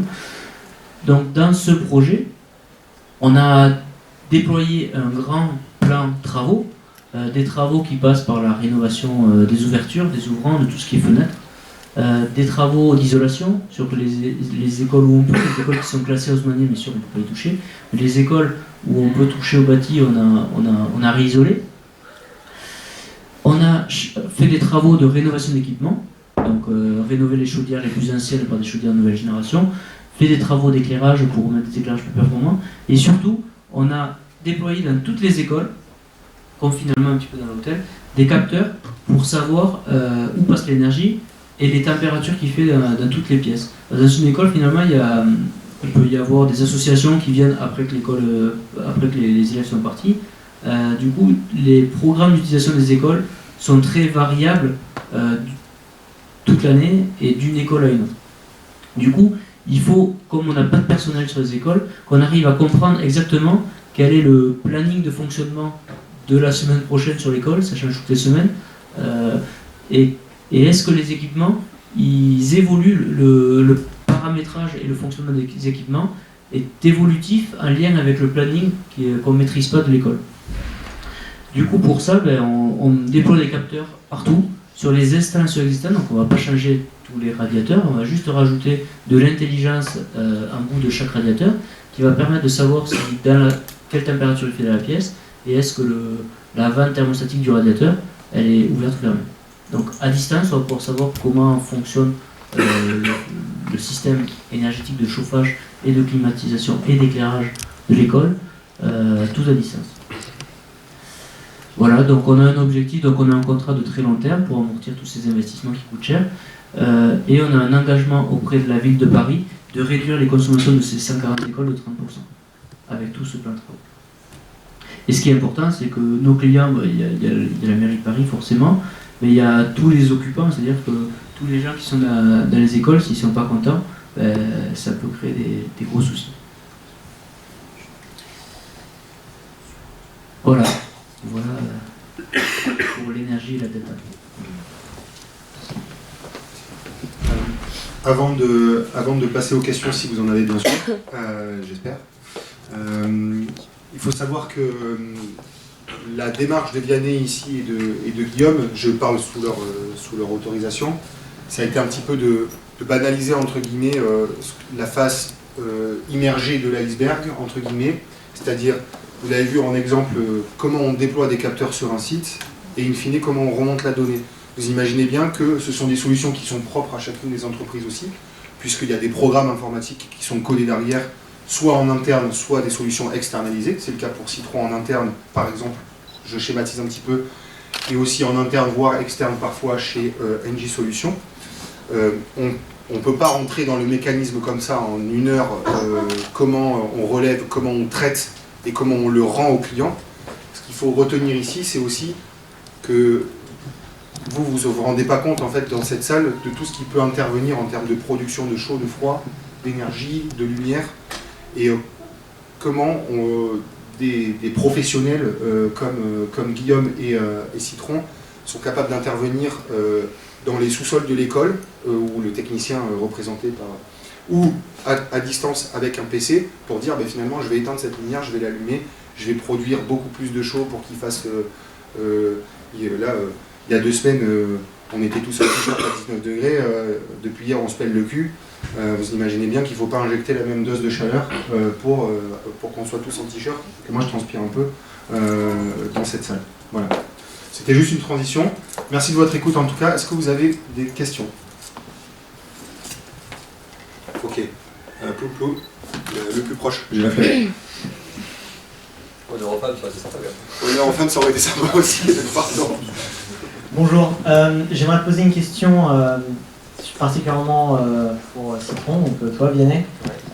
Ça serait pour savoir comment vous faites face à la problématique de savoir qu'est-ce qui consomme dans un bâtiment, puisque c'est bien d'avoir la consommation globale, donc la courbe de charge via Linky ou Gaspard pour le gaz, mais ensuite il y a toute la problématique de savoir, notamment lorsqu'il s'agit de réduire le talon de nuit, lorsque par exemple il y a 50% de la consommation de puissance qui reste la nuit alors qu'il n'y a pas d'occupation, savoir quels équipements sont responsables de cette consommation, puisque peut y avoir en effet l'éclairage, la ventilation, les systèmes de chauffage, etc. Alors, c'est une question hyper intéressante. Effectivement, Citron en lui-même va être capable de prendre que les données qui existent déjà sur le marché. C'est-à-dire qu'on va être capable de récupérer des courbes de charge, on va être capable de récupérer un certain nombre d'informations, et spécifiquement sur l'électricité, parce que bon, en gros, le gaz, ça sert au chauffage, le froid, ça sert au froid, ça sert à la climatisation. Il y a déjà des énergies qui sont fléchées vers un seul type d'usage. Sur l'électricité, effectivement, il y a une pluralité d'énergie, et là, en fait, toute la complexité, ça va être de reconnaître, en fonction du pattern de ta courbe de consommation, ce qui va être à l'origine de la consommation énergétique. Par exemple, si tu as, alors ça c'est des éléments que tu ne peux croiser qu'avec l'intelligence d'un ingénieur en efficacité énergétique qui sert de Citron. Si tu as par exemple une courbe de consommation qui est comme ça, qui est constante mais avec beaucoup de pics vers le haut et vers le bas, tu vas être sur un profil de consommation d'un type de moteur en fait qui se déclenche à chaque fois qu'il y a un événement et qui redescend après et qui se redéclenche et qui redescend et qui se fait. Même si c'est, quand on dézoome, assez constant, au final tu peux reconnaître une signature électrique quelque part sur cet outil-là. Ensuite, tu vas être capable de comparer des différents moments différentes nuits entre elles pour vérifier si le talent de consommation énergétique il peut correspondre à tel ou tel usage. En fait, il y a une analyse qui va être faite, soit directement par le logiciel, soit par l'ingénieur en efficacité énergétique, pour déterminer quelle pourrait être la répartition entre guillemets théorique de la consommation. Ça, c'est une première étape. Ensuite, notre ingénieur, la première chose qu'il va faire quand il y a typiquement un talon de nuit, c'est d'appeler la personne sur site. Bonjour, par exemple, on s'occupe de tous les amplifons, les prothèses auditives. Tous les amplifons, il y a 600 ou 800 sites, je sais plus exactement, il y a plein de sites en France, et on a un ingénieur qui, X fois par mois, regarde les consommations, a des alertes sur une consommation, typiquement, imaginons qu'il y ait un compteur Linky sur un site, s'il y a un talon de nuit qui revient régulièrement et qui est au-delà d'un certain montant, d'un certain niveau qu'on estime être le talon de nuit normal, pour les éléments de sécurité ou je sais pas quoi, on va appeler le responsable de site et on va lui dire voilà, j'ai détecté tel talon de consommation, sur d'autres sites de la même typologie il n'existe pas, c'est d'ailleurs comme ça qu'on va sûrement les récupérer une alerte. On va échanger avec la personne sur site, comprendre à cause de quoi est dû ce gaspillage énergétique et lui indiquer quelle est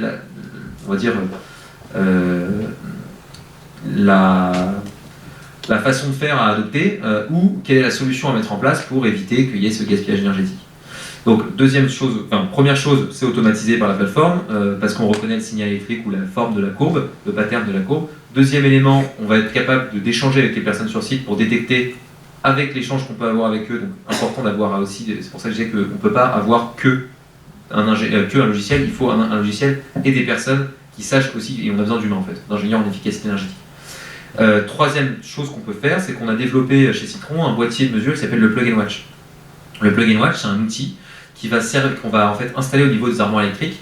Et on va avoir des petites pinces ampères-métriques qui vont entourer chacun des fils derrière chacun des disjoncteurs, si on a vraiment envie d'être précis, pour savoir exactement quelle est la consommation alors là, par disjoncteur. Donc, si vous voyez, on peut même récupérer chez vous la consommation des plaques de cuisson différenciée de celle du four, quoi. Donc là, on peut aller vraiment dans le détail. Mais en fait, ça, c'est un niveau qui n'intervient que quand le logiciel, l'ingénieur à distance ne sont pas capables de définir quelle est la source du gaspillage énergétique qu'on a quand même déjà détecté en amont. Voilà, il faut parfois même souvent aller plus loin que uniquement le logiciel, mais ça revient à ce que je disais tout à l'heure, ça image à ce que je disais tout à l'heure, de dire un outil logiciel seul, déjà il y a une chance sur deux qu'il ne soit pas utilisé par le client, parce que du coup il ne sera pas challengé, il avait déjà un métier avant et il y en a toujours un en parallèle de l'efficacité énergétique. Il faut avoir un accompagnement en matière d'efficacité énergétique en plus par ce qu'on appelle un energy manager. Ok, merci. D'autres questions? Je ne me souviens plus. On va faire les fonds en deuxième. Merci. Bonsoir. Moi j'avais une question par rapport au premier exemple de bâtiment que vous aviez donné. Je voulais savoir comment c'était possible qu'un nouveau bâtiment puisse faire autant d'économies, de 15%. Je trouvais ça énorme quand même, alors que c'est un nouveau bâtiment qui a été conçu justement pour être efficace énergétiquement. En fait, les nouveaux bâtiments, ils consomment très peu. Ils sont très bien isolés, ils ont des installations de production très performantes. Et finalement, quand ces installations ne sont pas bien pilotées, comme ils ont très peu de consommation, les dérives pèsent beaucoup finalement. Un bâtiment très performant, l'éclairage pèse très peu par rapport à un bâtiment existant. Là, c'est tout en LED, du coup c'est divisé par quasiment 3 la consommation d'éclairage. La ventilation est très performante, elle est sur variateur. Toutes les installations de production ont des très bons coefficients des rendements de production. Du coup, finalement, quand on n'est pas au plus près des installations et finalement, quand elles ne sont pas les mieux pilotées pour un lien avec finalement les règles de conception des installations, si jamais on fait tout fonctionner n'importe quand, n'importe comment, la consommation peut vite doubler en fait. Comme il y a très peu de consommation, la moindre dérive a de suite un impact important en pourcentage sur la consommation totale. Merci. C'est vraiment la répartition entre tous les usages énergétiques d'un bâtiment est différente dans un bâtiment neuf d'un bâtiment vieux finalement. Et donc, comme tout est diminué et tout est modulé différemment, la moindre dérive de suite prend une importance importante. Alors que finalement, dans un bâtiment vieux, comme tout dérive, la dérive, on ne la voit pas, elle est masquée par les autres dérives.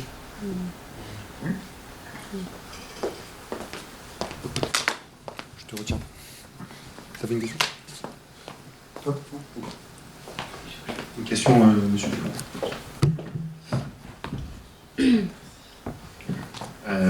Je vais rebondir sur le même bâtiment. En fait, c'était... J'ai trouvé le mot. Est-ce que c'était dû en fait à un matériel avec une intelligence artificielle, peut-être, qui capte soit une... je sais pas comment m'exprimer là-dessus, mais qui capte peut-être une augmentation, une diminution de la température. Et c'est vrai que, en fait, ma question c'est comment vous avez fait, avec quel matériel et comment vous avez pu gérer toutes les fameuses dérives que vous dites. Dans ces bâtiments récents, ils sont équipés de tous les derniers outils, derniers cris, les automatismes de dernière génération. Donc finalement, en termes de technicité, pour opérer, pour piloter toutes ces installations, c'est beaucoup plus dur. C'est comme finalement un technicien auto qui va, suivant son âge, s'il doit intervenir sur une 2 chevaux ou s'il doit intervenir sur le dernier 3008, c'est pas les mêmes métiers finalement quand ils doivent faire de la réparation sur les deux voitures. C'est un peu pareil dans le bâtiment finalement.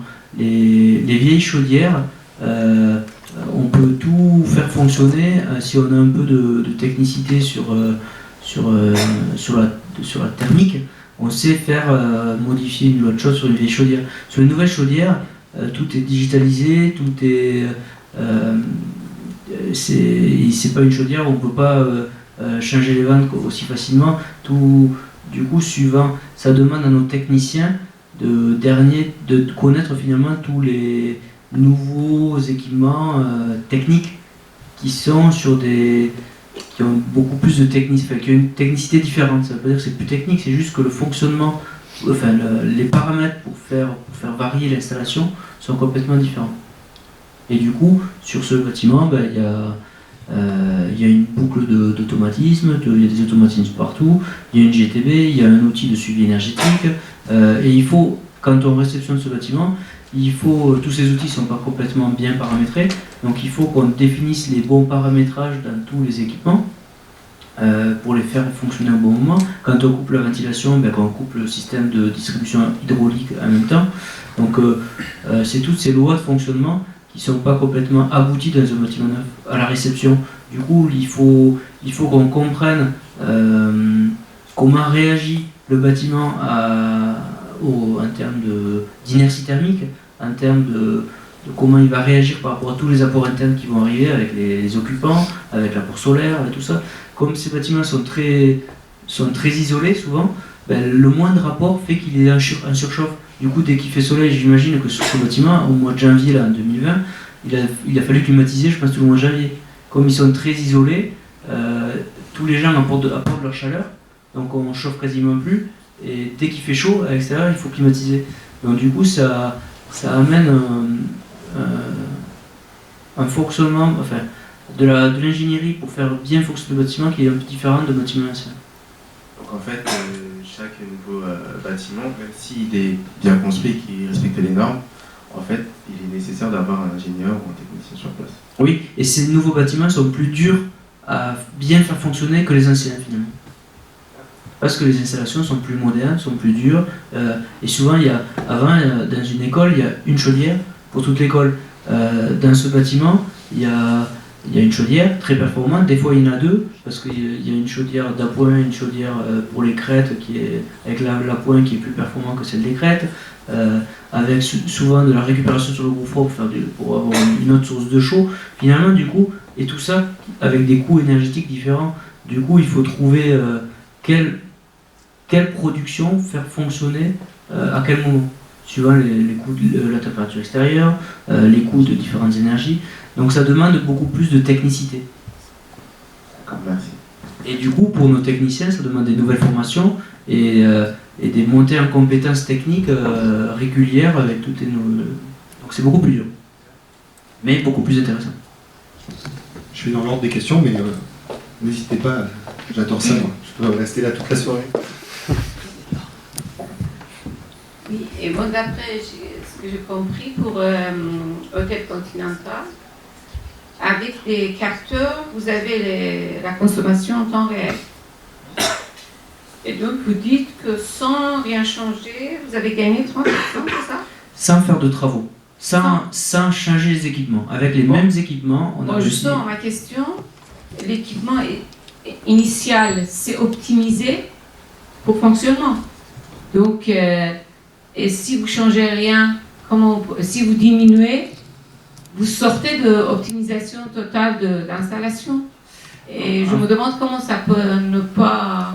En fait, on ne change rien au niveau des installations. On va rajouter des petits capteurs, mais la source de production de chaud, de froid et la source de distribution de tout ça dans le bâtiment, on ne va pas y toucher.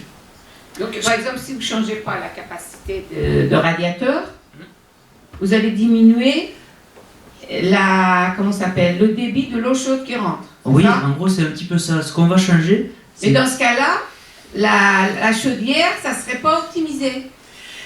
Oui. Si vous voulez. Bon. Ce qu'on va changer dans ce type de bâtiment, c'est l'a priori des gens, en fait. C'est que quand on va faire un contrat de performance énergétique comme sur le Grand Hôtel, quand on arrive, la première réunion qu'on fait sur site au démarrage, pour tout le monde, le bâtiment fonctionne comme il faut. Et tout le monde a l'impression que le bâtiment est bien piloté.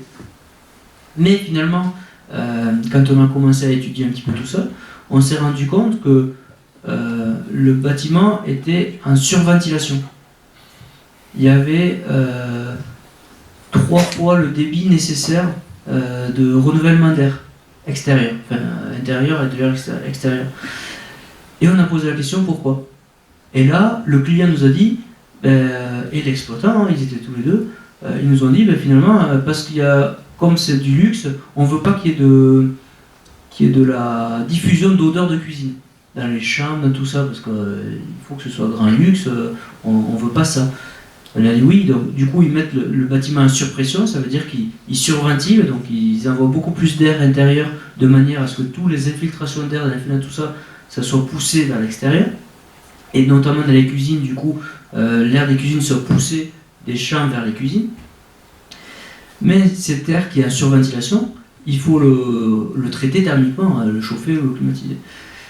Et du coup, on a fait des mesures et on a proposé au client, on a justifié au client qu'il était beaucoup trop en surpression. Et finalement, avec une surpression beaucoup moindre, en le laissant en surpression mais avec beaucoup moins de débit, on aurait le même résultat de confort. Et du coup, on a diminué du coup les débits en changeant je ne sais pas exactement quel est le terme, en changeant la vitesse, oui, enfin, en changeant les poulies courroies des ventilateurs. Donc juste en changeant des modifications sur les équipements existants, on a diminué la ventilation, on a diminué le débit, du coup moins de débit, moins d'air neuf à traiter, à chauffer et à climatiser. Et on a justifié au client, on n'a pas eu de plainte de confort, de diffusion d'odeur ou des choses comme ça. Donc c'est surtout tout ça pour expliquer que c'est remettre en question les fonctionnements existants et qui ont toujours une bonne raison. Mais c'est amener de l'ingénierie sur est-ce que l'installation fonctionne bien? Oui. Est-ce qu'elle pourrait fonctionner avec moins d'énergie sans réduire le confort? Et là, on a toujours des blocages. Les clients, ah non, ça c'est pas possible, on a déjà essayé, ça marche pas. Donc c'est vraiment apporter le changement dans les équipes techniques et dans L'utilisation la tête des gens. Absolument. Optimiser l'utilisation. Oui. D'accord. Une autre question, ici d'abord. Bonjour, moi j'avais une question un petit peu moins technique et plus économique. Par rapport à vos clients respectifs, l'investissement initial des prestations et des équipements de chacun, ils peuvent espérer les rembourser au bout de combien de temps?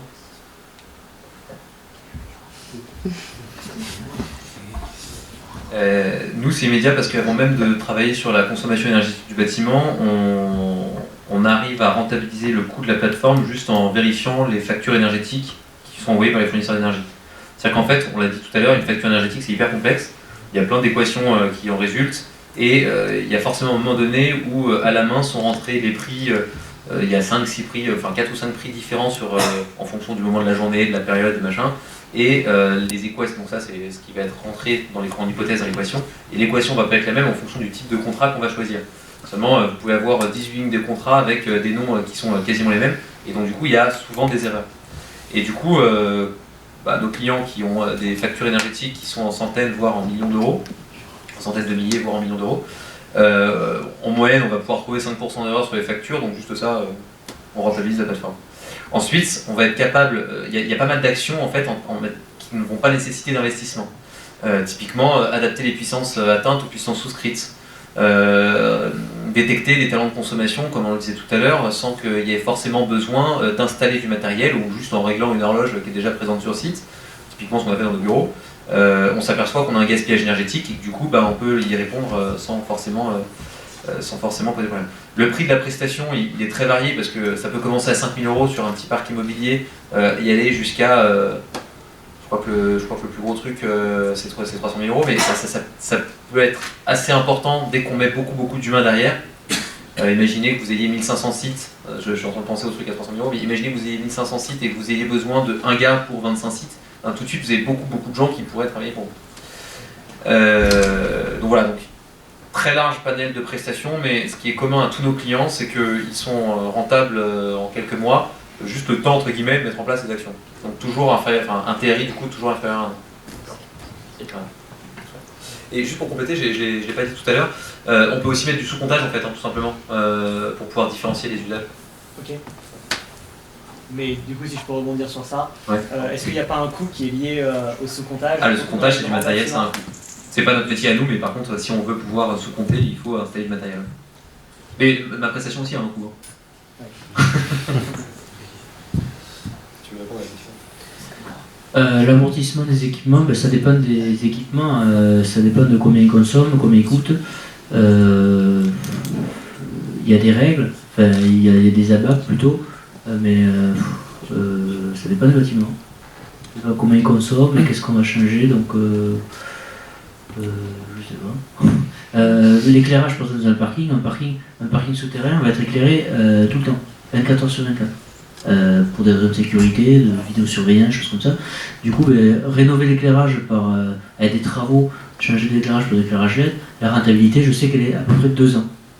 Rénover l'éclairage dans un amphithéâtre comme ici, ça va plus être 8 ans, mais c'est des généralités, ça se chiffre. Voilà. Et dans un cadre du CPE, suivant le prix des énergies qu'ils achètent, le type d'installation, le type de travaux qu'on va faire, et la durée de contrat qu'on a, ça nous arrive de financer et d'amortir par les économies d'énergie les travaux, les travaux, les outils, tous les moyens qu'on déploie. Merci beaucoup. Mais il n'y a pas vraiment de généralité, ça dépend de ce qu'on fait. Si on travaille sur le bâti comme les écoles, c'est pour ça qu'on est sur des durées de contrat de 15 ans, parce que la rentabilité de l'isolation est très longue. Merci beaucoup. Une autre question. Bonsoir. Du coup, moi, je me pose des questions. Donc, pour le coup, votre objectif premier, donc, c'est de faire du business. Donc, ok. Et ensuite, votre second objectif, c'est de faire des consommations, enfin, de réduire en fait la consommation énergétique. Et aujourd'hui, on parle beaucoup de big data, et on sait que le big data en fait représente en fait énormément en fait d'énergie. Et je souhaitais savoir finalement, est-ce que vous avez déjà en fait superposé les économies d'énergie que vous avez réalisées donc auprès de vos clients aux énergies que vous dépensez dans le Big Data, parce qu'on parle par exemple pour Engie Coffee, pour le groupe Engie, donc on traite plus de 50 millions de données par an, sans prendre en compte tous les calculs qui sont réalisés donc, avec du coup des performances déportées. Donc je voulais savoir si vous avez déjà superposé en fait finalement les performances atteintes et ce que vous consommez pour essayer de voir si on fait vraiment un gain d'énergie en fait sur... En effet, je partage complètement le point de vue. Le big data, ça coûte 2 degrés, je crois, de la planète, c'est ce qui a été communiqué dernièrement. Et justement, moi, de mon point de vue, ce que je vois dans ces nouveaux bâtiments étaient énormément. Il y avait presque trop de capteurs de temps en temps. Et du coup, finalement, on s'est rendu compte qu'on n'a pas besoin d'utiliser tous les capteurs qui sont déployés pour faire le métier comme il faut.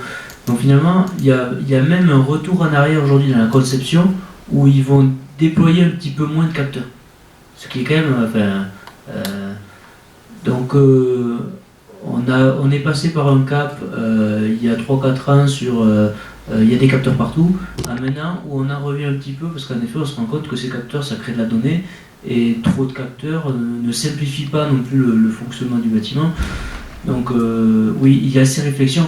Après, l'envers du décor, toutes ces données sont traitées dans des data centers, sont stockées dans des data centers. Les data centers, il faut quand même partir du principe qu'ils s'améliorent énormément. Les data centers, il y a 5 ans, consommaient 2 fois plus que les nouveaux data centers qui sont construits aujourd'hui. Donc, le traitement de la donnée coûte cher, oui, mais il y a beaucoup d'argent dans la donnée, il y a beaucoup de business, comme vous disiez, dans la donnée, et du coup, il y a beaucoup d'investissements. Et donc les data centers sont énormément rénovés. Il y a des solutions pour générer et stocker de la donnée avec beaucoup moins d'énergie que ce qui a pu être fait. Alors juste, je pense que c'est aussi le cas de Cofeli. Je pourrais pas parler dessus, mais en tout cas le but premier de notre société c'est d'accélérer la transition énergétique. C'est pas de faire du business. On a besoin de faire du business parce que c'est ce qui nous permet de vivre et c'est ce qui nous permet du coup d'accélérer la transition énergétique. Mais notre but premier, et c'est pour ça que, et ça se ressent beaucoup d'ailleurs chez tous les membres de l'équipe de Citron, c'est d'accélérer la transition énergétique. Pour ça, après pour répondre à ta question juste d'un point de vue purement économique, clairement les data centers qui travaillent pour nous, ils nous facturent une prestation sur laquelle ils gagnent de l'argent, et pour gagner de l'argent, il ne faut pas que leur consommation énergétique soit plus importante que ce qu'ils nous font payer. Et nous, de la même façon, si on veut être rentable, il faut qu'on facture à nos clients, et donc notre client il faut qu'on facture à nos clients un montant qui est supérieur à ce qu'on a payé au data center. Et il faut que, pour que notre client reste avec nous, il faut que lui nous paye un montant supérieur aux économies d'énergie qu'on a. Donc si tu fais, bon après le chat de Socrate ça a 3 pattes, mais si tu fais comme ça par itération, a priori, soit quelqu'un perd de l'argent dans l'idée, c'est pas Google, c'est pas moi, je pense pas que ce soit mon client, parce que vu les économies que je lui fais faire, c'est sûr que non. A priori, le modèle de data pour l'efficacité énergétique est hyper rentable. Après, effectivement, comme tu disais, le big data en lui-même est aussi, c'est même pas le big, je dirais pas que c'est le big data, c'est plutôt l'utilisation, c'est l'utilisation des data centers. Donc tout ce qui est technologie a un impact environnemental assez important, mais là encore une fois, ça s'améliore de plus en plus. Autant je serais assez critique sur certaines technos, certaines, je sais pas, des bitcoins, certaines techno-blockchain, etc., qui sont hyper consommatrices pour pas forcément grand-chose, autant là, pour le coup, notre business model, il se base quand même sur on consomme un peu pour pouvoir réduire énormément, quoi. Justement, est-ce que vous avez réussi à quantifier, est-ce que vous avez fait des études pour quantifier en fait finalement l'énergie consommée et l'énergie économisée finalement? Ouais. Alors, l'énergie, l'un par rapport à l'autre, non, pas du tout. Franchement, à l'échelle d'une boîte, nous, on passe de 30 à 40 là. Honnêtement, on n'a pas les sous pour faire ce genre d'études. Après, clairement, on n'aurait pas de chiffre d'affaires si c'était pas rentable pour nos clients et donc si c'était pas rentable pour la planète. Parce qu'en fait, derrière, vous vendez du service, donc finalement, c'est le service qui vous rapporte peut-être plus d'argent que les économies d'énergie réalisées. Donc c'est pour ça, en fait, je voulais juste savoir si... Non, l'année dernière, entre 2018 et 2019, on a doublé notre chiffre d'affaires uniquement sur la partie SaaS. Grâce à la partie SaaS qui s'est développée. Ok.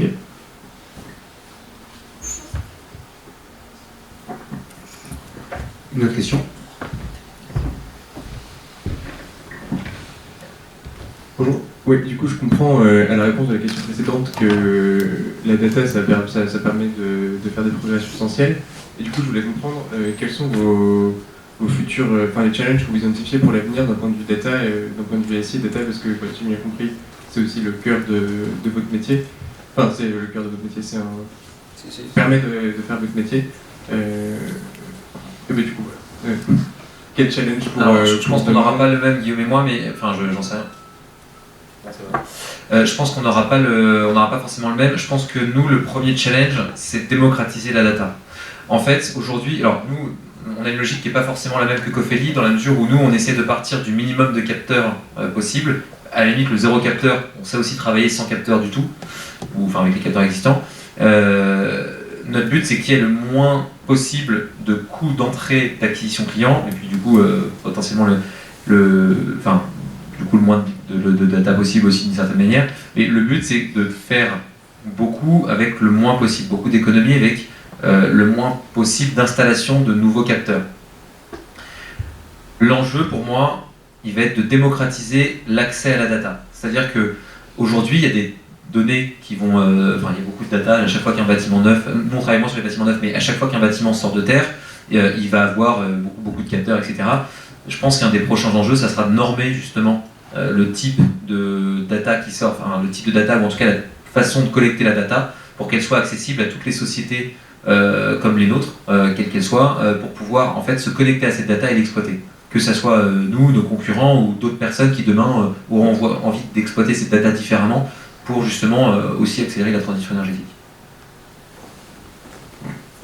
Donc nous, les enjeux, sur les 70 000 bâtiments qu'on exploite de nos clients, on en a 1000 en contrat de performance énergétique. Donc mon enjeu premier, moi, c'est dupliquer des contrats de performance énergétique sur tous les bâtiments pour optimiser le fonctionnement et faire plus de performance sur tous les bâtiments sur lesquels on interagit. En lien avec la data, je vais peut-être rentrer un peu trop dans la technique, mais dans les gros bâtiments, on se retrouve contraint par les systèmes d'automatisme. Les automatismes des bâtiments sont très fermés. On ne peut pas coder comme on veut et capter la donnée qui est dans le bâtiment de tous les automatismes des équipements. C'est souvent fermé et propriétaire du vendeur d'automates, tout ça. Du coup, ça veut dire que ça coûte cher à faire venir le prestataire pour venir le développer, l'améliorer et ouvrir un petit peu le système. Sinon, il faut le rénover par un système de dernière génération, mais ça coûte très cher. puisqu'il faut enlever l'installation et remettre une nouvelle sur un bâtiment existant, donc c'est la rentabilité moyenne. Et aujourd'hui, il y a des solutions très innovantes qui permettent de reproduire finalement un système numérique de l'équipement technique du site, et une sorte de jumeau numérique. Et donc du coup, avec ce jumeau numérique, ça va permettre de créer des passerelles, et avec la passerelle qu'on crée, de développer et de pouvoir développer librement ce qu'on veut dans la passerelle qui va communiquer avec le système fermé. Et du coup, ça va permettre d'ouvrir finalement un petit peu, on parle beaucoup d'open data, toutes les villes, tout le truc libèrent la donnée, c'est-à-dire rendre les données publiques pour qu'il y ait des startups justement qui les utilisent et qui proposent naturellement des améliorations aux collectivités ou aux gens qui donnent la data. Donc c'est pareil un petit peu pour le bâtiment. On ne va pas ouvrir à l'extérieur parce qu'il y aurait des notions de sécurité qui ne seront pas respectées, mais on va pouvoir l'ouvrir dans le bâtiment pour, à moindre coût, optimiser les systèmes. Donc l'enjeu de la data, c'est trouver le meilleur compromis entre, comme on travaille majoritairement sur des bâtiments existants où il n'y a pas énormément de data, entre les systèmes qu'on va rajouter et la rentabilité de ces systèmes. Donc c'est trouver les meilleures solutions avec le moins d'impact économique et en rénovation. On se retrouve pas mal finalement, ça rejoint la démocratisation de la data. À l'open data, on le voit, on lit partout. Est-ce qu'il y a d'autres questions? Dis donc, ça n'arrête pas ce soir. J'ai une question par rapport aux économies d'énergie. Vous parliez de pourcentage d'économies que vous avez pu faire chez vos clients. Et je voulais savoir comment vous déterminez justement ces économies. Puisque est-ce que vous prenez en compte en fait les facteurs dynamiques comme la météo, les choses comme ça? Ou est-ce que vous faites un écart entre la conso N-1 et N? Comment justement vous déterminez cette économie? C'est une question pour qui? Ou deux. Je commence alors. Bon, on n'est pas du tout rentré dans la technicité, on a essayé de faire simple. Tout ce qu'on fait est très compliqué. Dans le CPE, c'est compliqué. En effet, on ne peut pas comparer une consommation anéenne avec une consommation N-1. Il y a des canicules, il y a des vagues polaires, il y a des hivers où il ne fait pas froid. Il y a des années bissextiles, comme cette année. Il y a plein de choses qui se passent, il y a des bâtiments qui se vident. Est-ce qu'il y avait un événement comme celui-là avec plein de monde l'an dernier dans cette école? Enfin, il y a plein de choses qui font qu'on ne peut pas comparer aussi facilement. Donc dans tous les contrats de performance énergétique, il y a des protocoles qui sont des sortes de réglementations. On va définir une référence, donc on va choisir avec quelle année on va comparer. Et cette référence, on va toujours définir un modèle pour le faire varier par rapport à tous les impacts influents qu'on a identifiés. Donc la météo tout le temps. L'occupation souvent. Après, si jamais il y a des choses impactantes qui se passent, j'ai un bon exemple. On a un bâtiment sur les Champs-Élysées qui est le siège de Publicis, un mot des champs où il y a le drugstore là, et un restaurant. Pendant la crise des Gilets jaunes, il a été cassé tous les week-ends. Bon, c'est mon client, on a un contrat de performance énergétique dessus, donc tous les week-ends le restaurant était fermé. Et tous les lundis, il fallait le rénover pour qu'il puisse le réouvrir le plus tôt possible. Et ça, tous les week-ends, pendant 3 mois. Mon client n'a pas rigolé, c'est pas rigolo. Mais du coup, ça a généré des baisses de consommation importantes. Parce qu'il y avait beaucoup moins d'activité de ce restaurant et donc de toute la consommation associée. Donc on a fait des gains colossaux qu'on a neutralisés, bien évidemment. Donc dans tous ces protocoles de suivi de performance, en effet, c'est des contrats robustes, avec des protocoles robustes. On identifie tout ce qu'on peut imaginer qui va influencer. Et il y a des choses qu'on ne peut pas imaginer, comme la crise des Gilets jaunes et de casser les vitrines du restaurant. Du coup, tout ce qu'on ne peut pas imaginer, on trouve des méthodes pour quand même le neutraliser. Et suivant le protocole l'IPMVP, tout à fait. Mais l'IPMVP, si vous l'étudiez, c'est un protocole qui est très générique. Donc il faut l'adapter après à chaque bâtiment, et chaque bâtiment a des usages différents. Alors nous, on se prend un peu moins la tête. En fait, typiquement, les protocoles IPMVP, c'est des super trucs, etc. Mais en fait, ça coûte vite très cher à mettre en place. Et nos clients, ils ont une problématique, on l'a vu tout à l'heure, qui est souvent réglementaire, mais qui est très souvent aussi financière. Ils veulent des TRI courts. Donc pour ça, souvent, ce qu'ils nous demandent, et ça fait plutôt, on peut leur faire des protocoles PMVP, on sait les faire, on sait leur dire, on sait neutraliser, comme Cofeli, la consommation et prédire la consommation en fonction des DG, en fonction de la température, en fonction de l'activité. D'ailleurs, c'est ce qu'on est obligé de faire dans le cadre du décret tertiaire, c'est de neutraliser la consommation, et parce que c'est ce que la plateforme Opérate, c'est ce que la plateforme de l'État fait avant de vous dire vous avez fait tant d'économies et il vous en reste tant à faire. Nous, d'un point de vue pratique, pour que ça coûte moins cher à nos clients, on va avoir tendance à leur dire cette année, sur l'année représentative, donc en général les 12 derniers mois, vous avez consommé X. On pourrait aller plus loin, mais déjà là, on sait que sur cette consommation, si jamais dans des conditions équivalentes, vous seriez à, je n'importe quoi, 20% d'économie. Alors, d'une année à l'autre, la température, quand on si on regarde la consommation sur 12 mois glissante d'un bâtiment, elle est quasiment neutralisée des DGU, parce que quand on décale de 12 mois la consommation, mois par mois, de 12 mois en 12 mois, on va avoir une consommation où on va voir que la température elle est assez linéaire en fait, d'année en année. Elle augmente un peu, surtout à certains endroits de la planète, mais d'un point de vue, l'impact que ça aurait sur ces 20%, ça serait peut-être 18, ça serait peut-être 22, mais ça ne serait pas déterminant dans la prise de décision de mettre ou pas en place l'action pour nos clients. Donc comme on ne se rémunère pas sur la performance énergétique qui a été engagée, on se rémunère en SaaS pour mettre à disposition la plateforme, on se rémunère sur les prestations de conseil, on n'a pas besoin d'être hyper précis, parce que nos clients, ce dont ils ont besoin, c'est d'un outil d'aide à la décision, sur la partie SaaS, et ces préconisations, on a des APE, des actions de performance énergétique concrètes, d'un côté sur la partie SaaS, et de l'autre côté, en fonction des cas, chez nos energy managers. Du coup, on ne va pas aller plus loin que ce dont le client a besoin, on ne va pas dépenser du temps ou des ressources qui coûteraient de l'argent à nos clients, alors que pour prendre sa décision, il n'a pas besoin d'aller forcément beaucoup plus loin. Après, on sait le faire, il y a typiquement des collectivités, ils aiment bien nous demander un peu le max pour se rassurer. Bon, on leur fait, c'est bien, mais en fait, ils prennent les mêmes décisions que ceux qui ont pris une prestation où on va un peu moins loin, quoi. Mais du coup, si d'une année sur autre, vous avez eu par exemple on parlait de canicule, comment vous arrivez à prouver que vous avez économisé par exemple de l'électricité pour un froid sur l'année où il y a eu de la canicule, alors que finalement en fait on a eu plus de DGU? On le prouve pas justement. En fait là typiquement dans le cas de figure dont je viens de parler, nous on le prouve pas. D'accord. On leur dit pas vous allez économiser l'année prochaine tant d'euros. On leur dit cette année si vous aviez mis ça en place vous allez économiser tant d'euros, donc à paramètre constant vous allez économiser tant d'euros. Et du coup justement vos clients sont satisfaits avec d'un point de vue... Avec cette façon de travailler, ils sont satisfaits pour plusieurs raisons. Déjà parce qu'ils voient effectivement, ils mettent en place ces actions, parce que du coup, ils ont une réponse assez rapide, assez précise, parce que 20% quand on veut, si c'est 18 ou 22, en fait, ça change pas grand-chose. C'est pas ça qu'ils vont faire, qu'ils vont prendre ou pas la décision. Le temps de retour sur investissement va peut-être changer d'un mois ou deux, mais c'est pas nécessaire pour la prise de décision.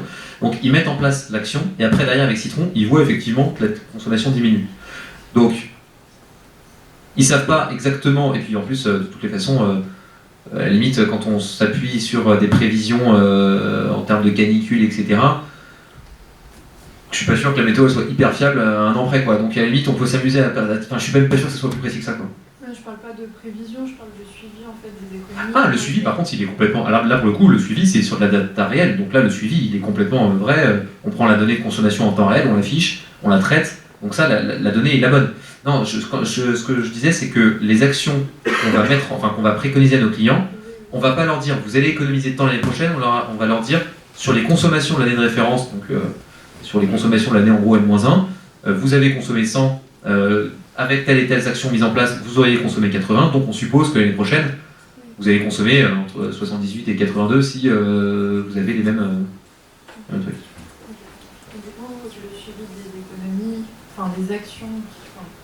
Des économies, des actions qui ont été mises en place, ouais. Et fait via la plateforme Citron, où là on voit clairement la consommation qui diminue.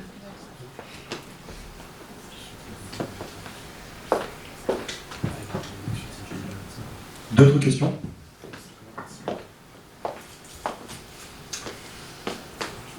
appel, j'allais dire, deuxième appel.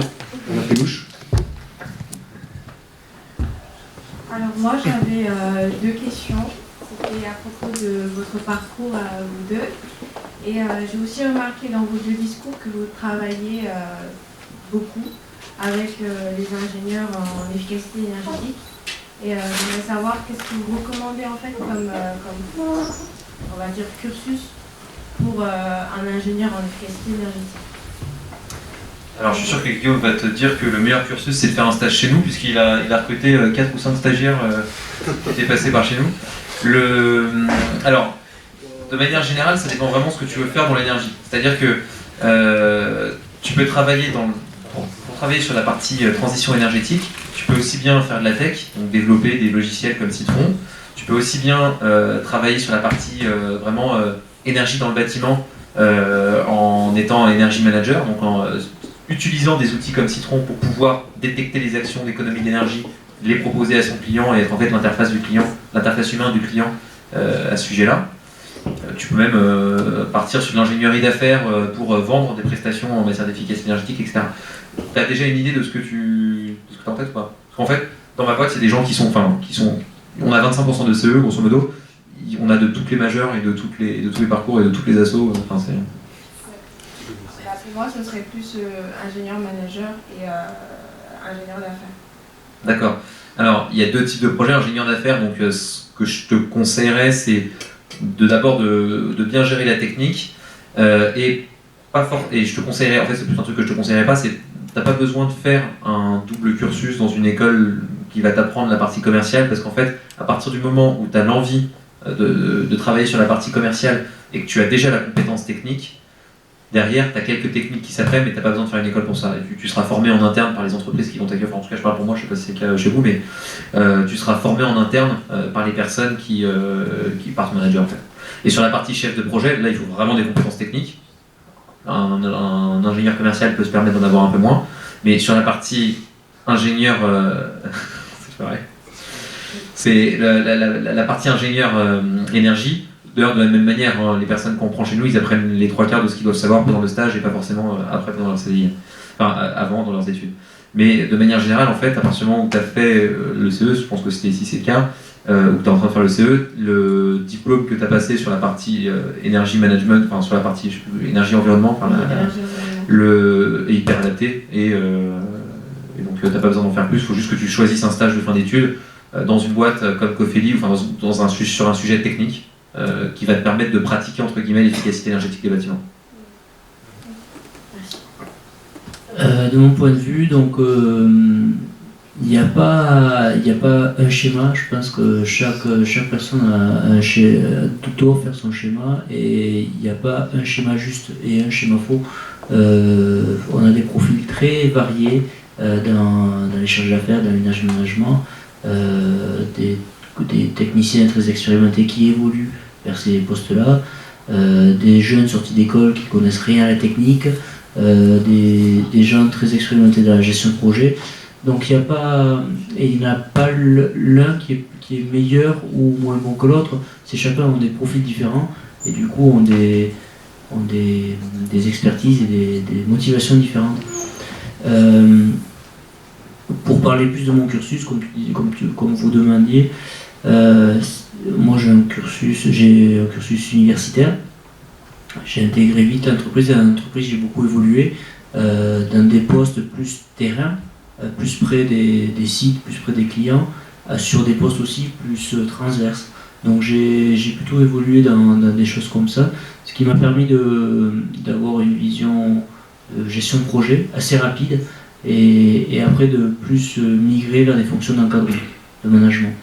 Si j'avais quelque chose à revoir avec tout ce qui se passe aujourd'hui, des recrues que j'ai dans mon cursus, je m'orienterais vers de l'alternance.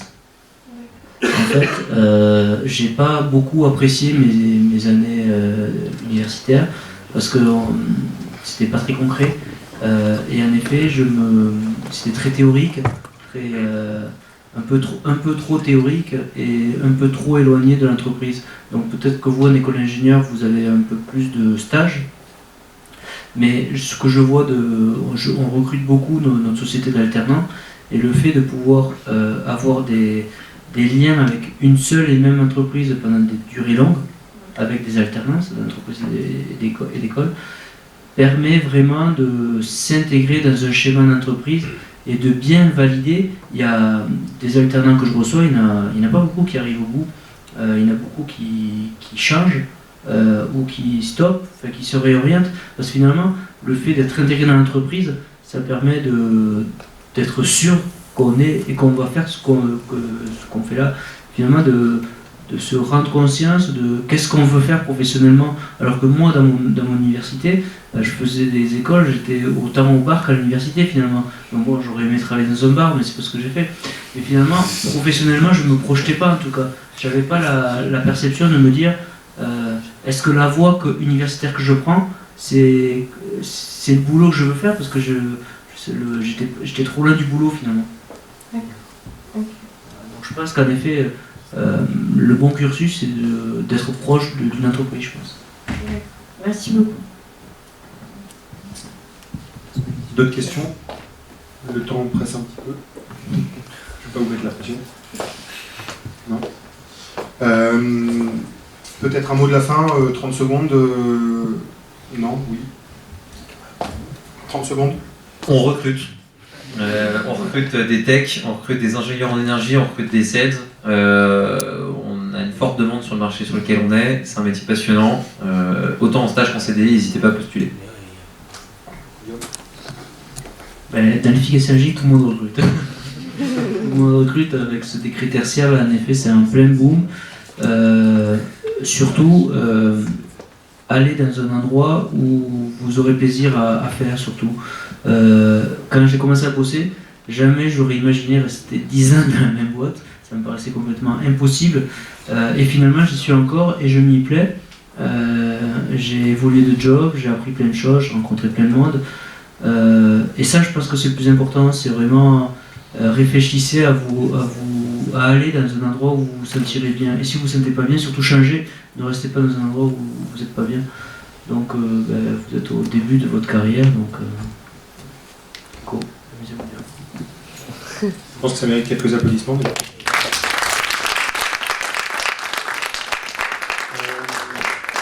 Merci de votre écoute, de votre attention. Il y a eu de nombreuses questions, donc je me doute que ça a été assez passionnant, peut-être un peu généraliste pour les professionnels du métier qui seraient présents dans la salle. Mais ce qu'on vous propose en fait, c'est de rue Nélaton. Il y a un bar qui s'appelle le Bistrot, tout le monde connaît, ou sinon vous le suivez, on fait tous les moutons de Panurge. On vous propose de continuer un petit peu un échange en détail pour ceux qui le souhaitent, ou de transmission de CV, à vous de voir, autour d'une pinte. Voilà, ça va pas durer jusqu'à 2 du matin, vous en faites pas. Moi je peux pas suivre parce que ma femme va me tuer. Par contre, contact@citron.io, c'est moi et mon associé et la responsable com qui recevront les mails. Je transférerai aux bonnes personnes pour tout ce qui est. Ok. Notez contact@citron.io. Contact@citron.io. Ou alors si vous allez juste sur citron.io et puis il y a un formulaire de contact. Et sinon vous tapez Guillaume Lacassin. On va revenir là, n'oubliez pas. De toute façon, vous pouvez sur LinkedIn aussi, par exemple. Ça vous forcera à... Voilà. Vous prenez une petite photo. Vous allez sur le site de Citron, il y a un adresse contact. Guillaume Lacassin, il vous acceptera volontiers. Vous lui mettez un petit message. Salut, j'ai trouvé de la conférence super cool. Puis vous trouvez des potes. Guillaume, tu peux venir boire une bière ? Voilà. Donc, même s'il n'y a pas Vianney, on peut continuer le débat. Je vous l'ai pas dit, mais je travaille avec Guillaume en fait, donc on peut aussi débattre de l'énergie. Surprise, surprise. Et voilà, merci à tous de votre attention. Passez une bonne soirée pour ceux qui ne peuvent pas suivre. Merci.